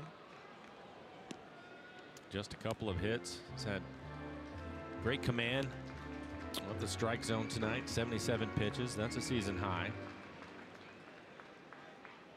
Working here in the 6th, also a season high for him. Started the year in the bullpen. This again is his 3rd start.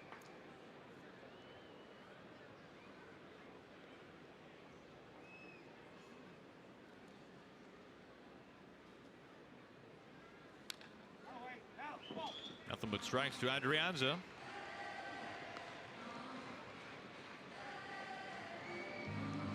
This is what we've seen from him. Fastball command, a very good changeup, uses his cutter, occasional curveball, just mixing it up.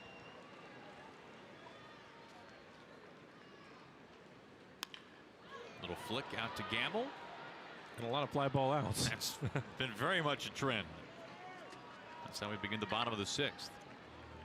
I mean, I think for some people, Mike, you look at the average fastball velocity for LeBlanc, and we're talking around 86 miles an hour. And that could be pretty scary for some starting pitchers. But is there something to the fact that most of these guys aren't seeing 86-mile-an-hour fastballs hardly ever anymore?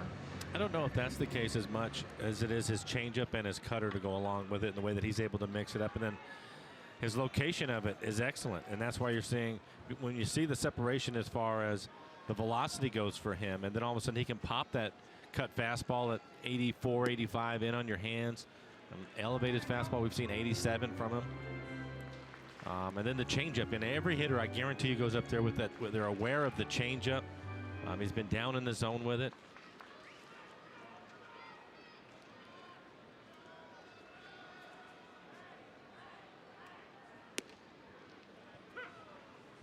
Under 1. But to your point, also because of where his fastball is at, you know, below the hitting speed that these guys are used to in today's game. We're always talking about the velocity. These guys that are throwing mid to upper 90s.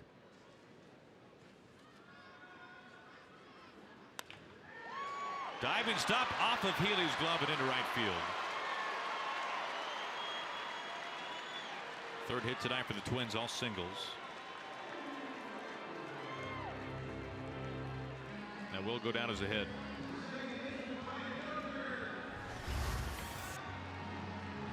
One of the few times we've seen the Twins barrel the ball up.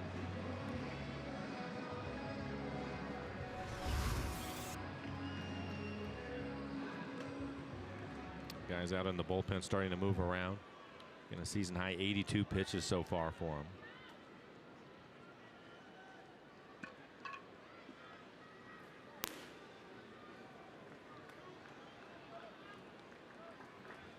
Altavilla throwing.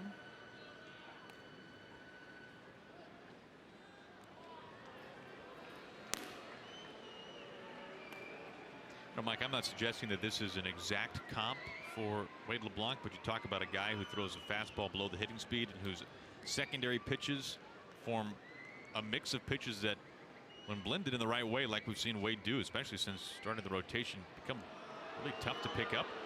It's Sashi Iwakuma. And Akuma's a guy whose fastball was not blistering by any measure. Oh, especially the last couple of years, his velocity has gone down.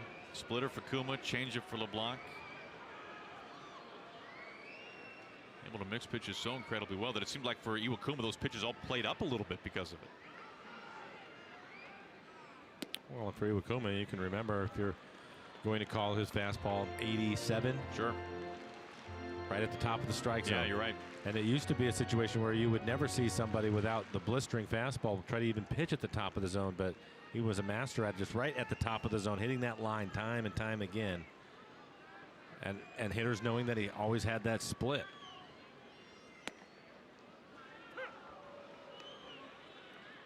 Goes in Wade's favor, 1-1.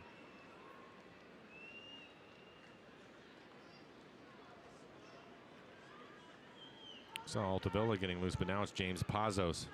He has really pitched well.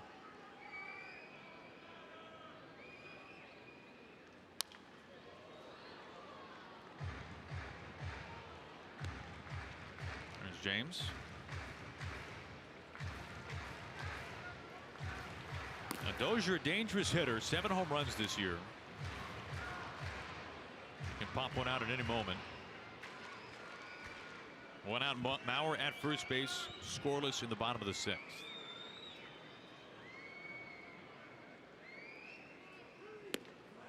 Strike 3 to Dozier. That was a big time strikeout, the 4th tonight for LeBlanc.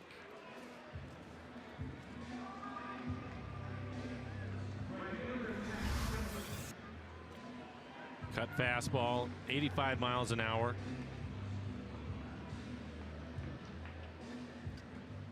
Want to throw it in on his hands more in the middle of the plate, but gets away with it.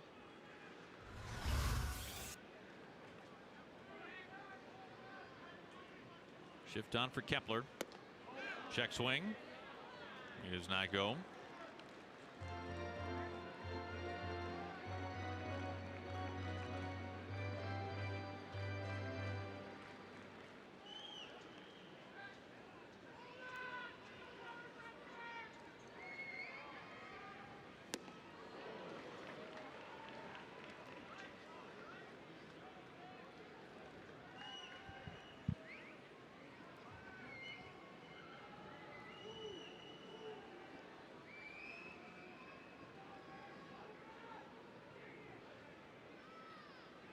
The 1-1 to Kepler. At the knees for a strike.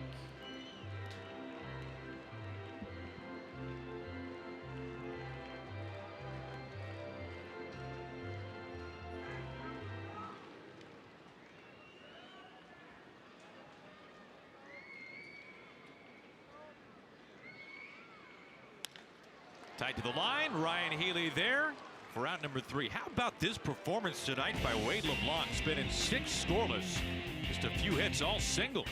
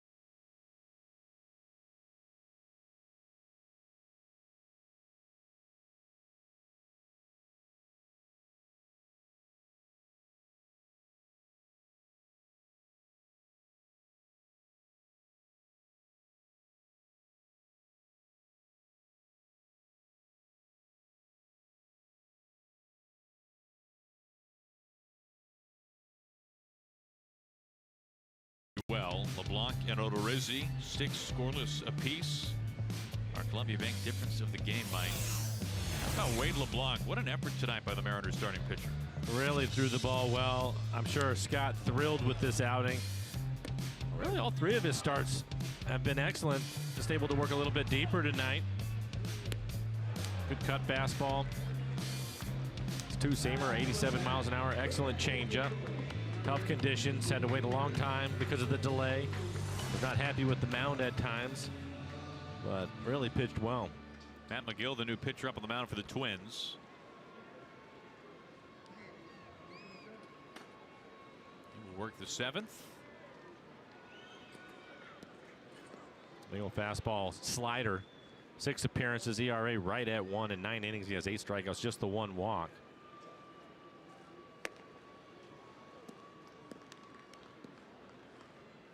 To face Zunino, Gamble, and Beckham. His fastball 94, 95 miles an hour. Again, a slider to go with it, occasional changeup.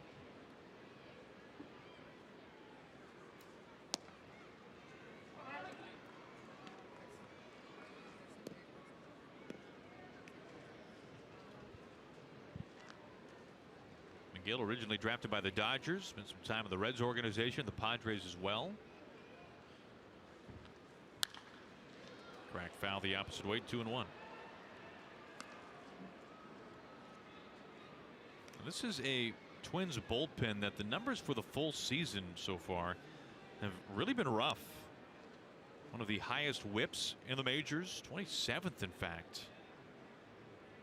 A whip approaching 1.5.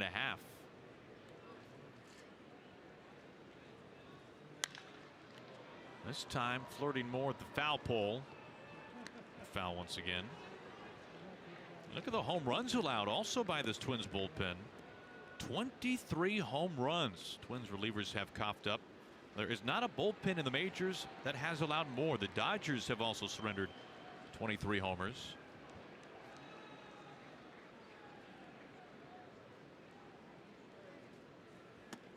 Full count.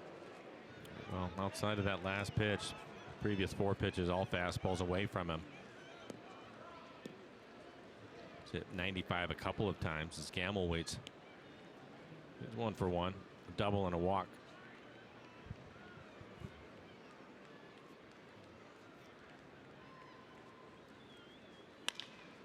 On the ground, Adrianza, the shortstop, throws low. Pick for out number 1. How about we step aside, check in with Angie. Angie, what's happening?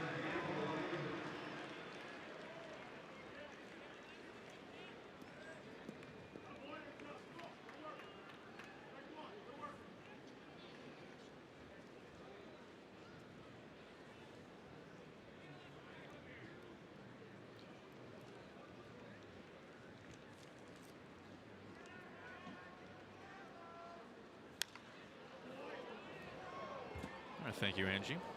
Strike 1 to Ben Gamble, who's been on base twice tonight, a double and a walk.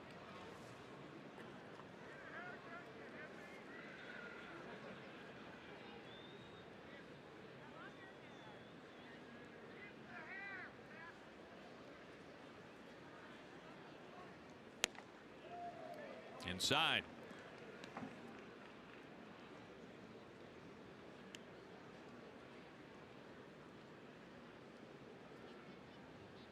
Rangers already in Seattle waiting for the Mariners.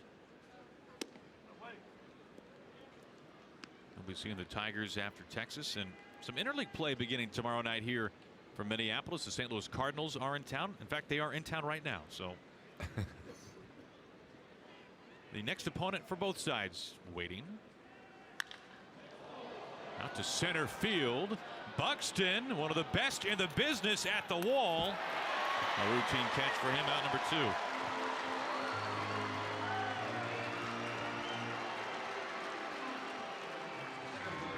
Ben has swung the bat well tonight. A double, a walk. It's a fastball in the middle of the plate, probably about 405 feet. Home run in a lot of ballparks. It's not this one.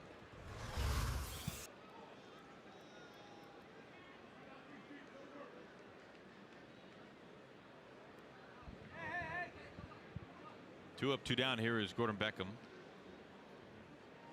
Time call.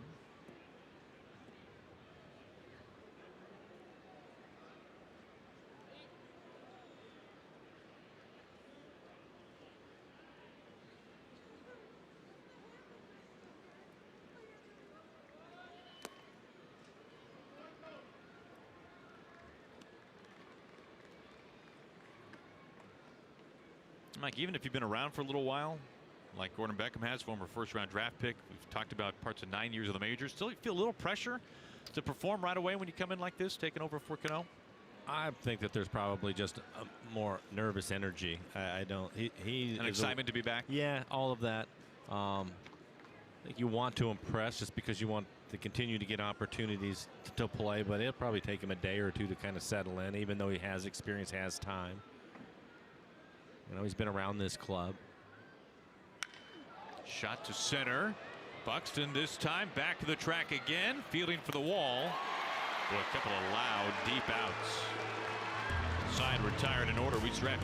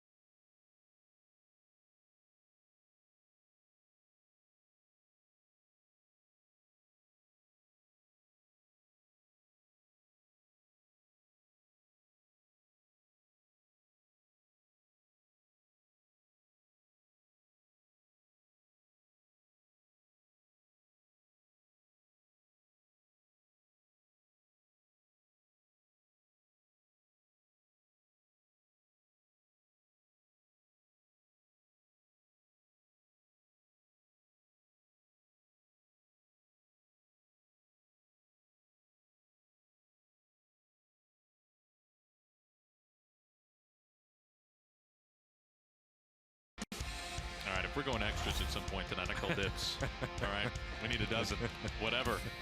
We need those. Might be on the menu later tonight. Hopefully we'll be on a plane. Well, our Beacon Plumbing call to the pen. Then, pardon me, James Pazzo's taken over up on the mound. He will work things in the seventh. A 1.26 ERA and 14 in the third. 15 strikeouts over just the one walk. Opponents hitting 180.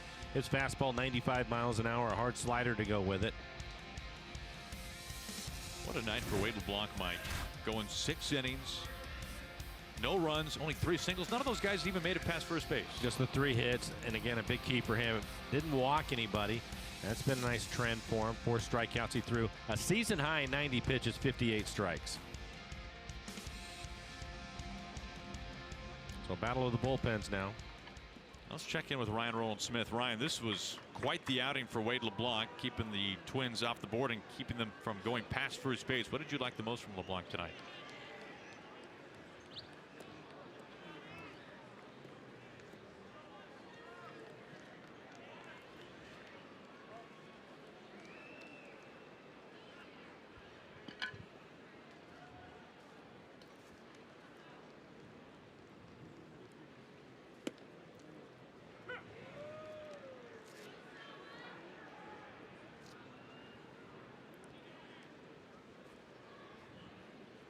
A little bit different now with Pazos on the mound, Ryan, another left-hander, but his fastball at 95, and he's working at 12 1/3 scoreless. He has really pitched well.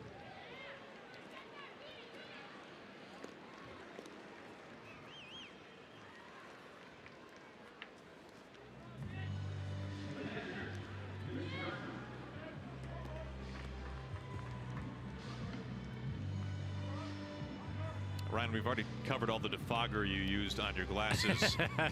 Okay, but I'm more curious now. I mean, when you broke into the big leagues, you were a reliever who then made your way into the rotation. We've talked about LeBlanc filling in because of injury like you did at one point in your career. What is that transition like in the pinch in the middle of the season?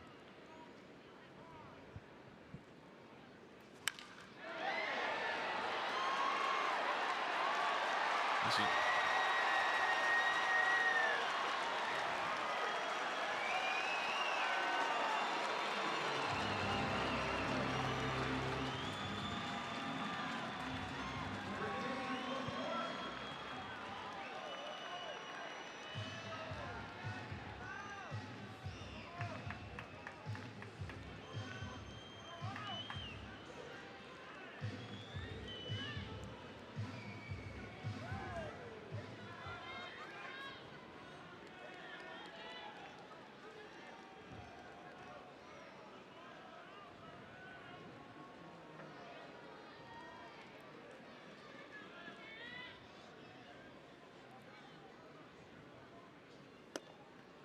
Yeah, he was terrific. Ryan, is always good talking with you. We'll catch you more on the postgame show presented by Alaska Airlines.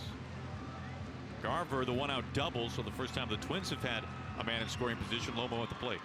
And Pazos comes right back with a good fastball to Logan Morrison and doesn't get the call, clearly on the plate. That has been an unfortunate trend tonight. Garver, the first Twin in scoring position tonight.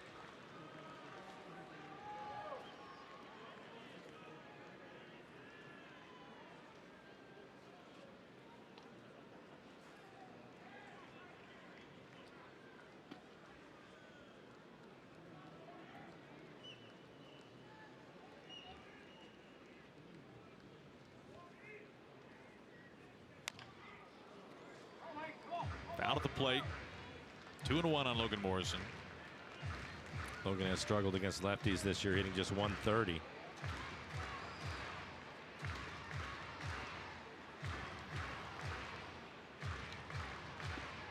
The Twins hitting 233, runners in scoring position this year.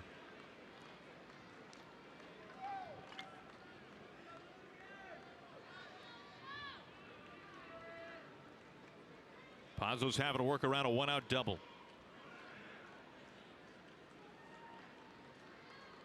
The 2-1. 3-1.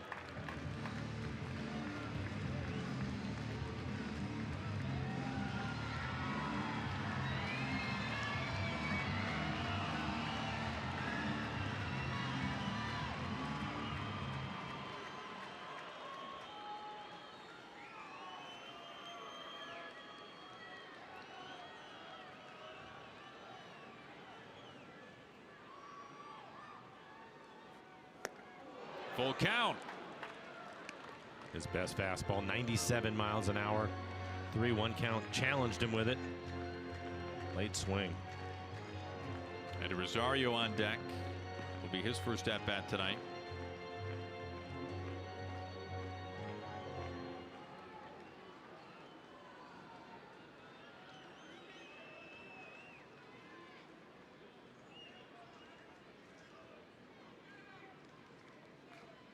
The payoff. Ground ball, fair ball. Garver moves into third base. Healy over the bag, 2 outs.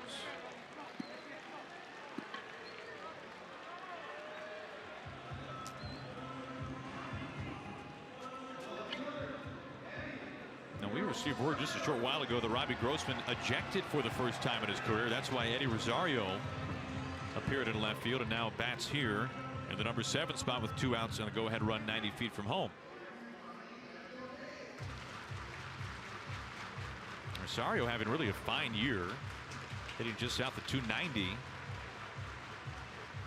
9 home runs.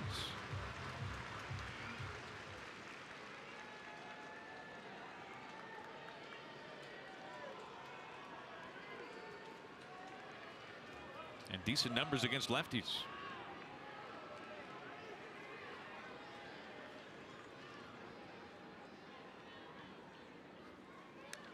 Going after the first pitch.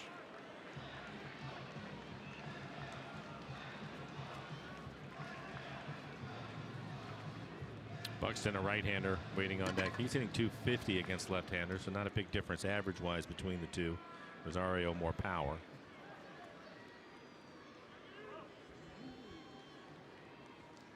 The 0-1.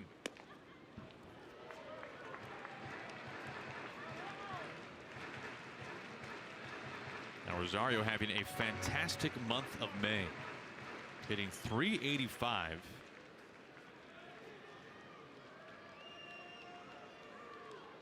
Already with 6 home runs this month. The 1-1 off the plate.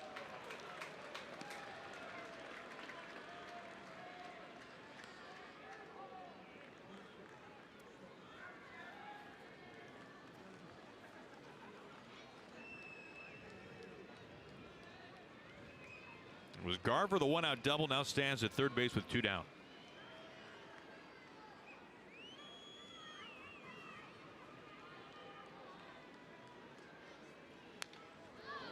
Two and 2.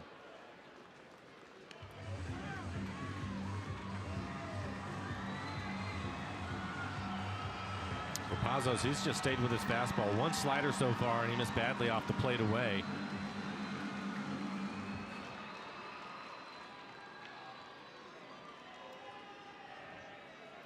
He has a good fastball tonight. He's topped out at 97.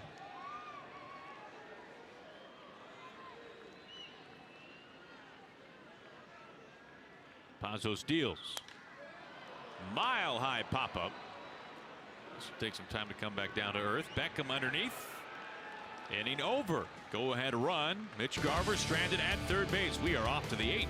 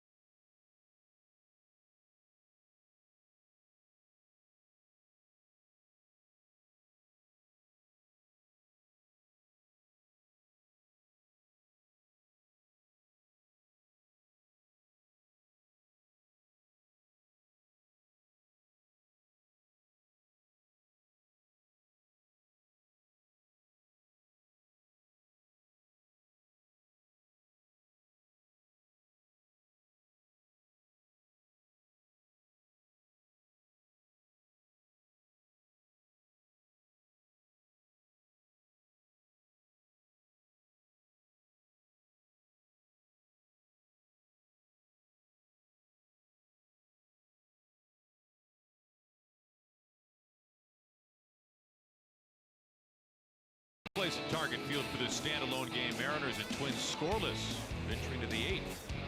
Mariners lefty James Paxton threw the 6th no-hitter in Mariners history, and on Friday we're celebrating the Big Maple with select new level seats for $20, select main and club level seats for $30. All fans will receive a commemorative no-hitter placard suitable for framing, courtesy of Oberto. For tickets, visit mariners.com/Paxton. New pitcher up on the mound, Trevor Hildenberger. 18 appearances, a 3.38 ERA, and 18 2/3, 14 strikeouts, 6 walks. Giving up 4 home runs this year. Side armor, fastball, slider, changeup. His average fastball, 89 miles an hour. Fourth plate appearance for D. Gordon. Cracked out to left. Rosario spinning around on the track, off the wall. Well, it continues. Another leadoff double for the Mariners. Yet to cash in. Maybe that changes here in the 8th. And D being aggressive, he typically is. Fastball, probably off the plate away. He puts a charge into it. Rosario playing shallow, right off the base of the fence.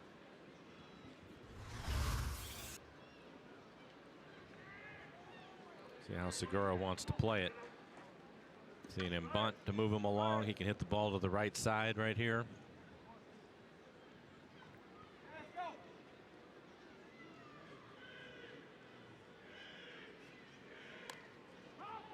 Bunted foul.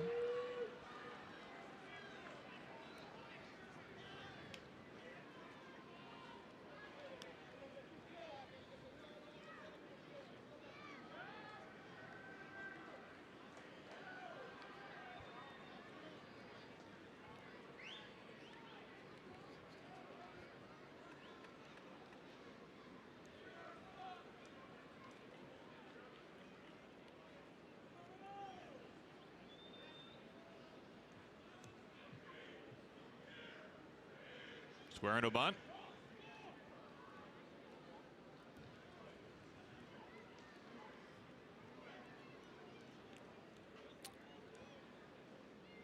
Escobar, Morrison, both playing in. both on the grass and cheating in. Lomo charging, he scoops. Whips a wide throw to first base, and the Mariners are taking the lead right now. Segura safe at second. 1-0 Mariners in the 8th inning.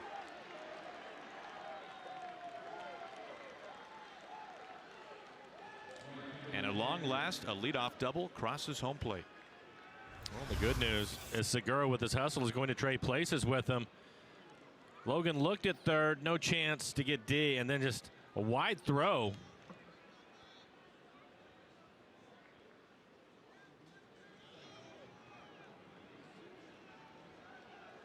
Not close. No shot for Dozier.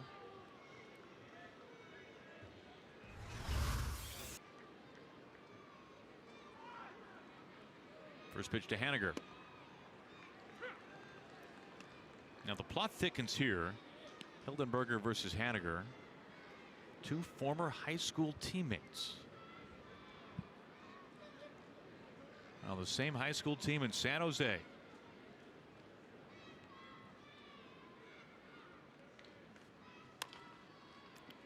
Back to his old pal. He'll take his time to throw to first base. There's out number 1.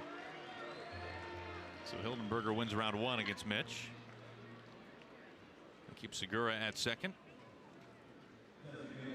The Mariners tonight 0 for 10 with runners in scoring position.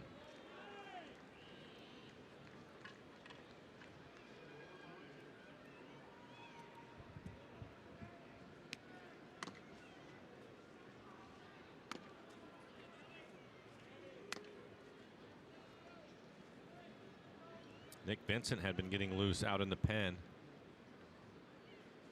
Nobody throwing right now.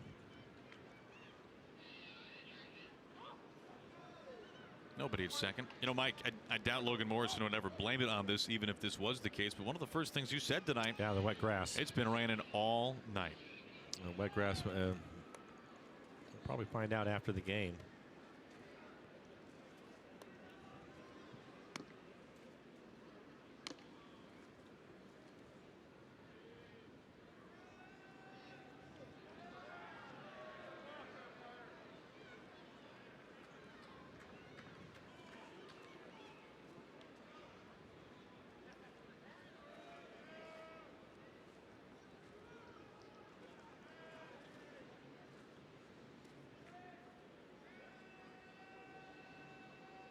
At long last, the first pitch to Cruz.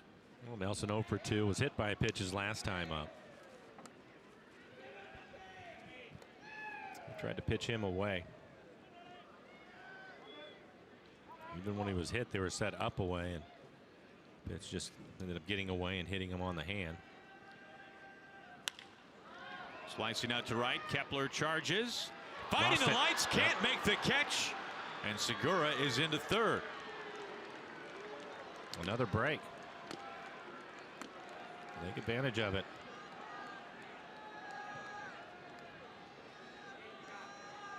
I would think they would give him a base hit. It was in the lights. You could tell by Kepler's reaction he couldn't see the baseball.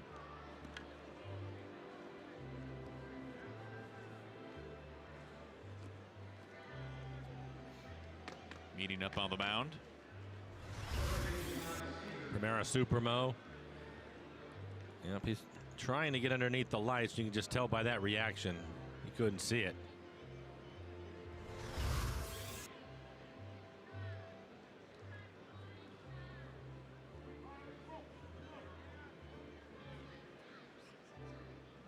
And it is a hit.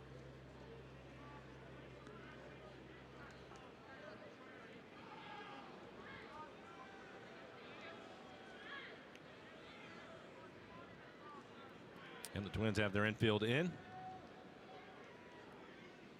Now, the Babbitt monster has gotten Kyle a couple of times tonight.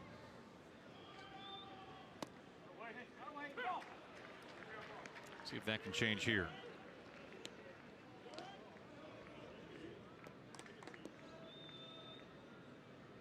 Runners on the corners, 1 out for Kyle. Nick Vincent getting loose again.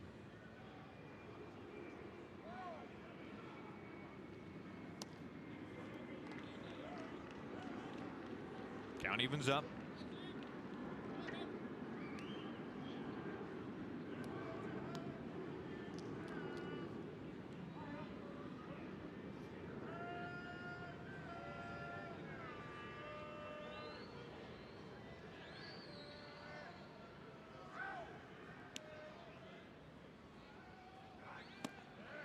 One and two.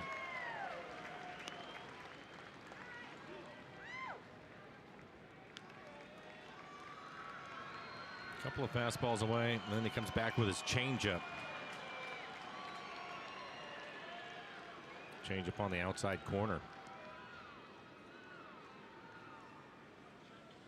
Ryan Healy waiting on deck.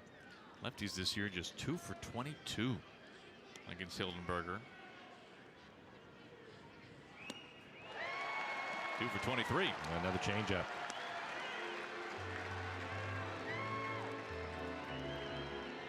Well, Mariners fans, Ford dealers in the Pacific Northwest are helping local community food banks by hosting a peanut butter drive to make sure no child goes hungry this summer. Visit your local Ford store today to donate an unopened jar of peanut butter. For more information on how to donate, visit FordFeedsKids.org. Ryan Healy going to step in. He's been the hot hitter. 16 games, hitting .349. He's 1 for 3 today. A double down in the left field corner.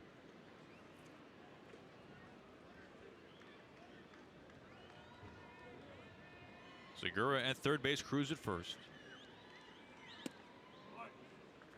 Strike one.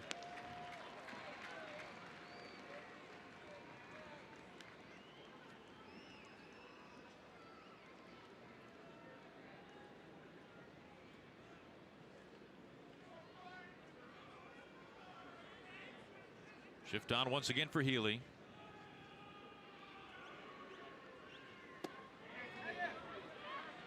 An appeal, he does not go. Able to lay off the slider.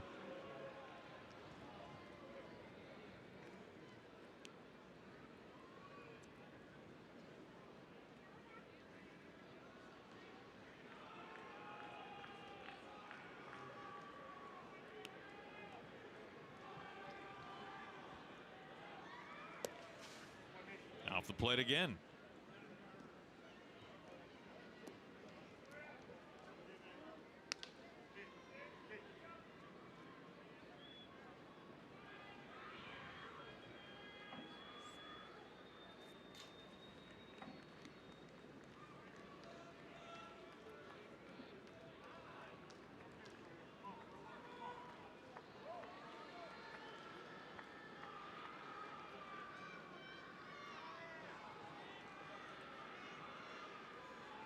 Now the 2-1. 3 balls and a strike. Very close.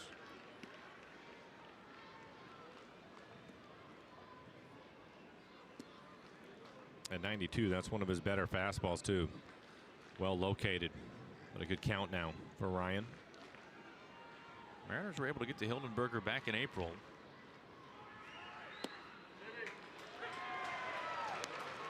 Pushes it full.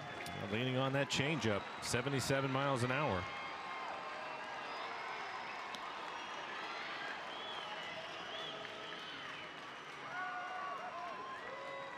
It was Hildenberger who gave up the home run to Guillermo Heredia in this ballpark.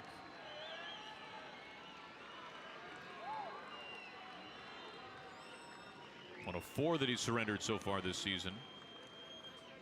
Now the 3-2. Out to center. Byron Buxton is there to end the inning. The Mariners train a couple, but they grab the first run of the ball game with some help from Logan Morrison.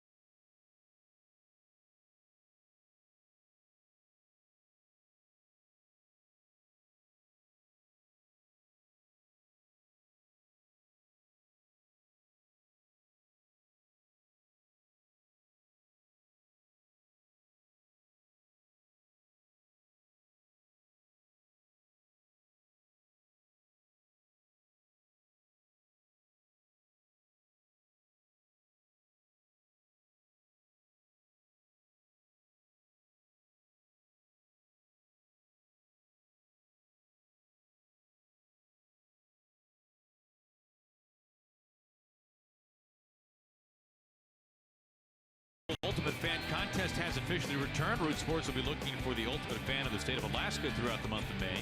Send us a photo and story on our website at rootsports.com/ultimate-fan, and you could win a VIP trip to Seattle in September, a personalized jersey, and more. You can find official rules at rootsports.com. Now, how about this? Remember, Mike, we were here, obviously, very beginning of the baseball season, and congratulations. It was a little bit of a busy weekend. This fine gentleman's grandson was less than a week old when the Mariners were here last. That's great. So glad he can make it out of the ballpark tonight. Congratulations. That's great. Mike, that's called a hashtag that you were a part of right there. It's not a pound sign. It's a hashtag. Thank you, Aaron. Nick Vincent, 18 appearances, ERA at 4, 17 strikeouts in 15 2/3. Opponent's hitting .250. So it is Vincent to work the 8th tonight with a 1-run lead. Fastball at 90, cutter 87, and a slider.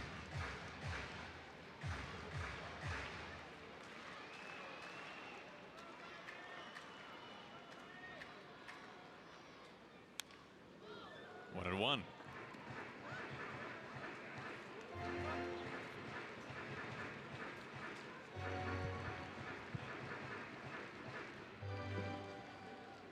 Vincent to face 8, 9, and 1 in the order.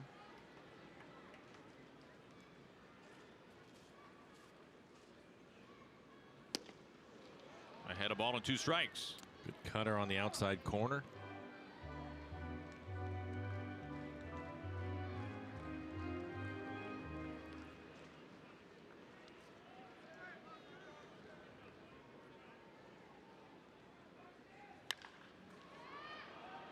Haniger in right field has his sights on it. 1 down. When this one comes to close, be sure to stick around after the game for Mariners post-game presented by Alaska Airlines. You're going to hear from Wade LeBlanc following 6 scoreless, just 3 hits, all singles. And never once worked with the man in scoring position. Didn't walk a batter either.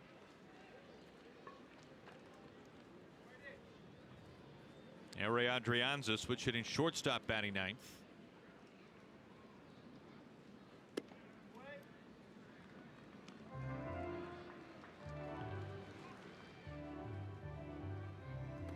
Fernando Rodney getting loose. Phil Hughes as well.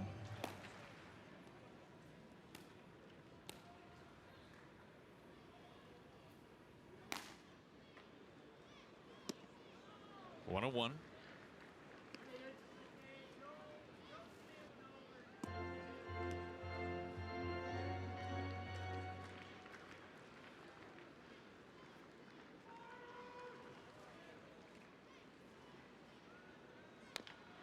Mike, I'll also be interested to hear from Scott after this one's over with. The thought process of having Vincent work here in the 8th. We have seen him in the 8th inning, obviously, in years past. Nicasio, back-to-back days. 12 pitches 2 days ago, 19 pitches, and yesterday's contest did not record an out and what was a walk-off win for the Tigers. There's been a little bit of turbulence so far this year for Nicasio. We've also seen him be fantastic. That will be interesting to hear what Scott has to say about it. I would think with those pitch counts, if they needed him to go 3 days in a row, he would be able to, but you never know. It's been a little up and down for Nicasio so far this year. We've seen some really good runs. What a struggle recently.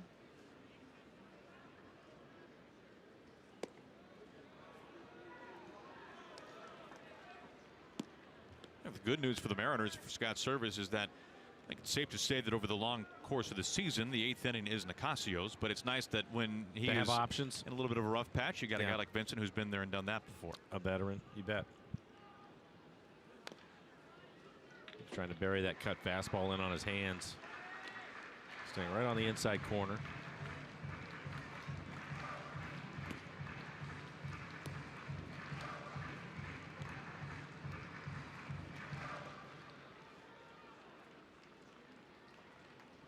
The part about that too, Aaron, is I would not be surprised if Nick gets into some trouble if we see Diaz get up in a hurry.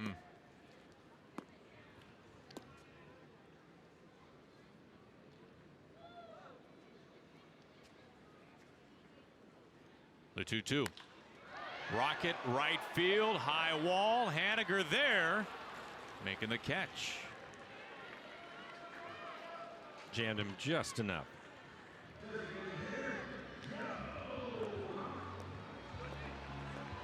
Both out Mitch's way. And now having to face Joe Mauer.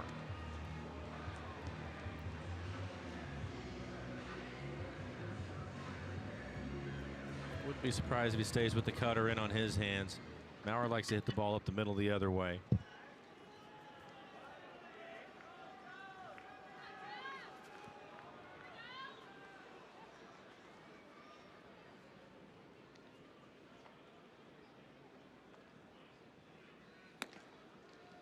Strike one.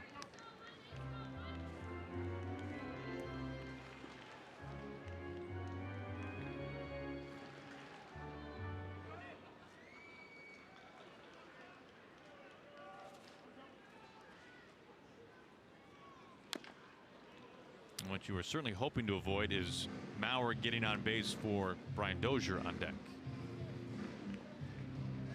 Now Joey chiming in. It is the opening day for the youngsters. Unfortunately, a night game obviously tonight, making it a little tougher. This was scheduled for when the Mariners were here back in April. The last pitch was the cutter again. He hit it off his ankle. But ahead quickly. See what Nick wants to do. Maybe he'll elevate a fastball.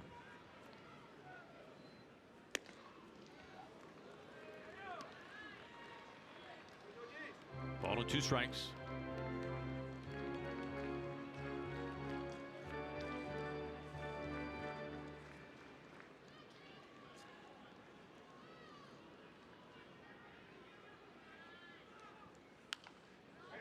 Off the hands.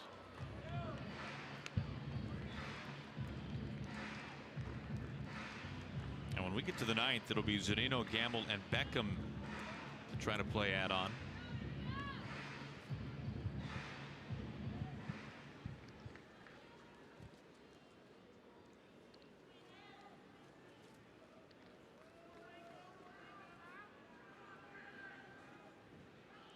Another 1-2.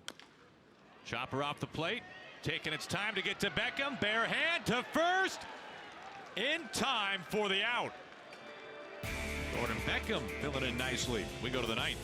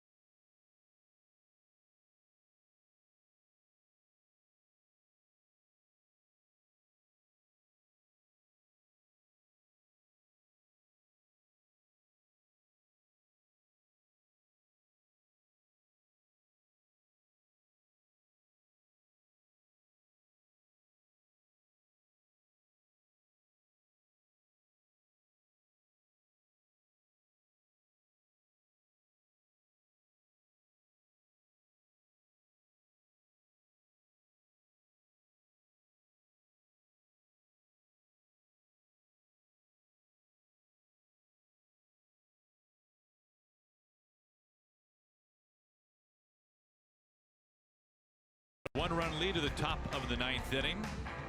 Well, Mariners are coming home after this one. Homestand against tomorrow. 2 games against Texas. Mike Minor getting the start for the Rangers. His second start this season against the Mariners. Mike Leake already back home. Coming off maybe his best start of the season. It came on this road trip in Toronto against the Blue Jays. Our coverage beginning at 6:30 tomorrow night. be back in the home time zone. As we go to the ninth inning, Mariners trying to extend this 1-0 lead. They will face former starter, now reliever Phil Hughes. Fastball, cutter, curveball. His fastball at 92 miles an hour. And he will throw his fastball a lot. 9 innings, 4 walks, 6 strikeouts. So he's got, well, either 3 home runs.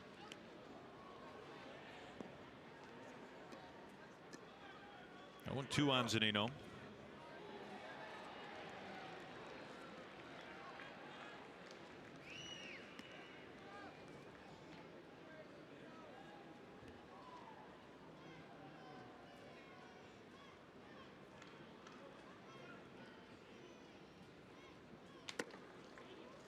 Inside. Edwin Diaz getting ready for the 9th. No surprise. Nope.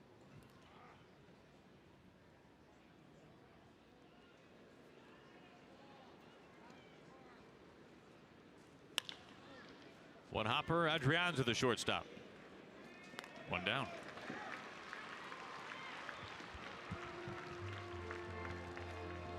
You know, speaking of rain delays, Mike, and we had a fairly lengthy one today, over 90 minutes. If you look at Phil Hughes, there was a rain delay a number of years ago that prevented Phil Hughes from pitching in the 9th inning. Now, he was a starting pitcher at the time. Right. He finished that year with 209 2/3 innings pitched, which means that he finished a third of an inning shy of qualifying for a bonus worth $500,000. This was at the very end of the season. Now the Twins, being the good Midwesterners that they are, they said to Phil, you know what, that's a raw deal. We're not going to let Mother Nature get in the way of you, who's pitched a very fine season. We're going to let you pitch out of the bullpen, let you get an out, if not more. You'll qualify, you'll get your 210 innings. He said, you know what, I didn't get it in the rotation. That was the gist of it. I'll pass. Yeah. Wonder how he feels about that now.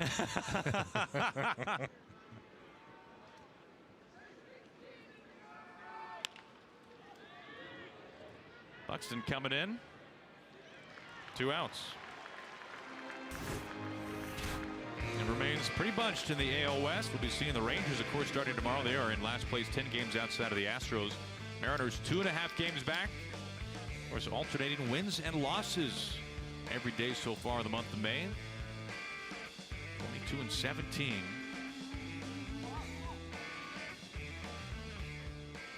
Gordon Beckham. Let's see if he can get a base hit. 0 for 3. Hot shot to third. Escobar stays with it. Time for Edwin Diaz. Not much margin for error. None at all, actually. 1-0. We go to the bottom of the 9th.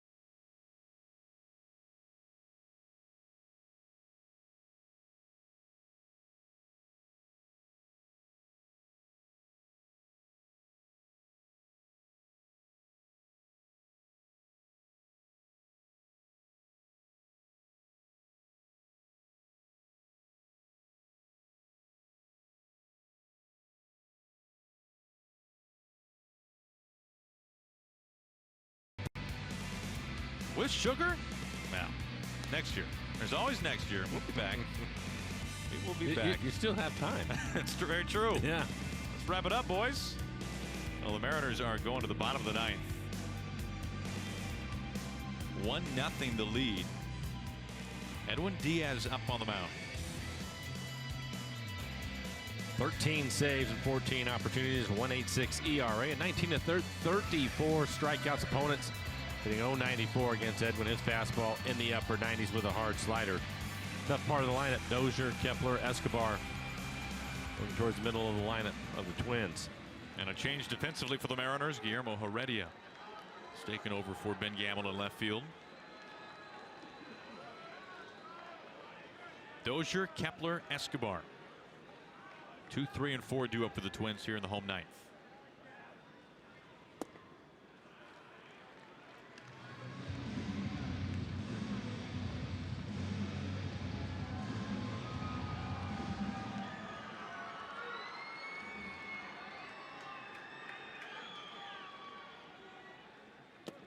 Behind 2-0. Missed with a fastball at 97, and then the slider at 91.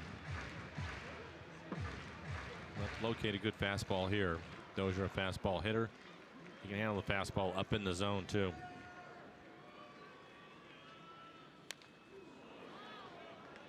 Fielding loose at 98.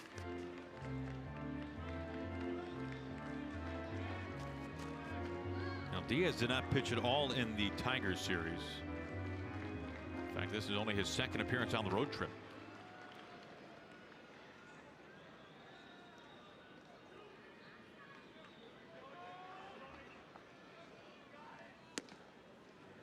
Two and two.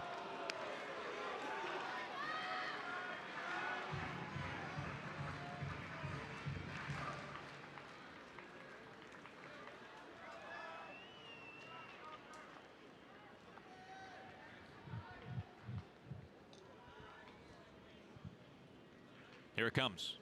Got him swinging. 98. Dozier down.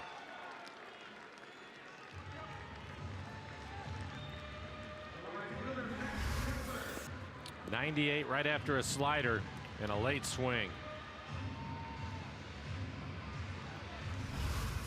Well, the Mariners tonight trying to do something they have only done twice before in franchise history. That is win a 1-0 game in Minneapolis.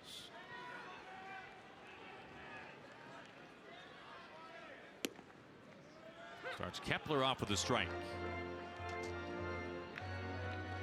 Most recently 2012 Felix, a complete game 5-hit shutout. It was Eric Thames with a solo home run in the 8th inning. 0-2 at 100.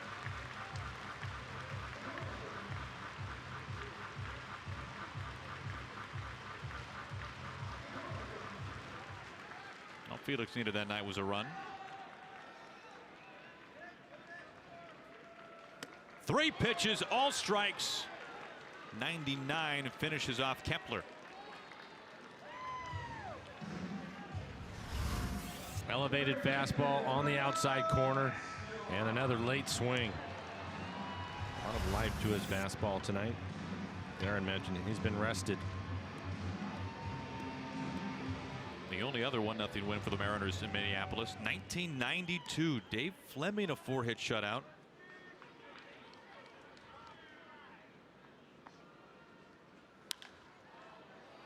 Made that game even more interesting. Greg Briley. Greg Pee Wee Briley. A leadoff home run to begin the game. That would be the only run of the ball game.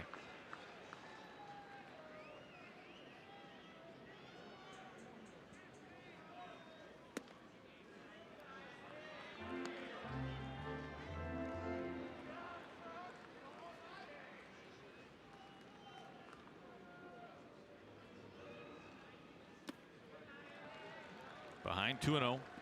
2-1, I beg your pardon.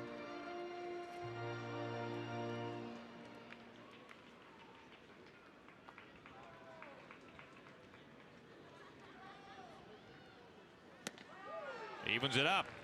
Oh, he is feeling loose. 99. He's hit 99 a number of times. Another elevated fastball on the outside corner.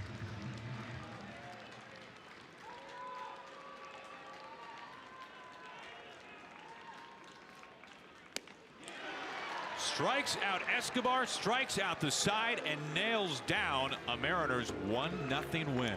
Wade LeBlanc did not get the win, but he pitched terrific. 6 innings, 3 hits, did not allow a run, didn't walk anybody tonight, and then the bullpen took over after that. The Mariners struggled. Talked about it before the game, hitting with runners in scoring position 0 for 12, but they do pick up the 1 run that they needed to win the ball game. Ready to get back home? I think so.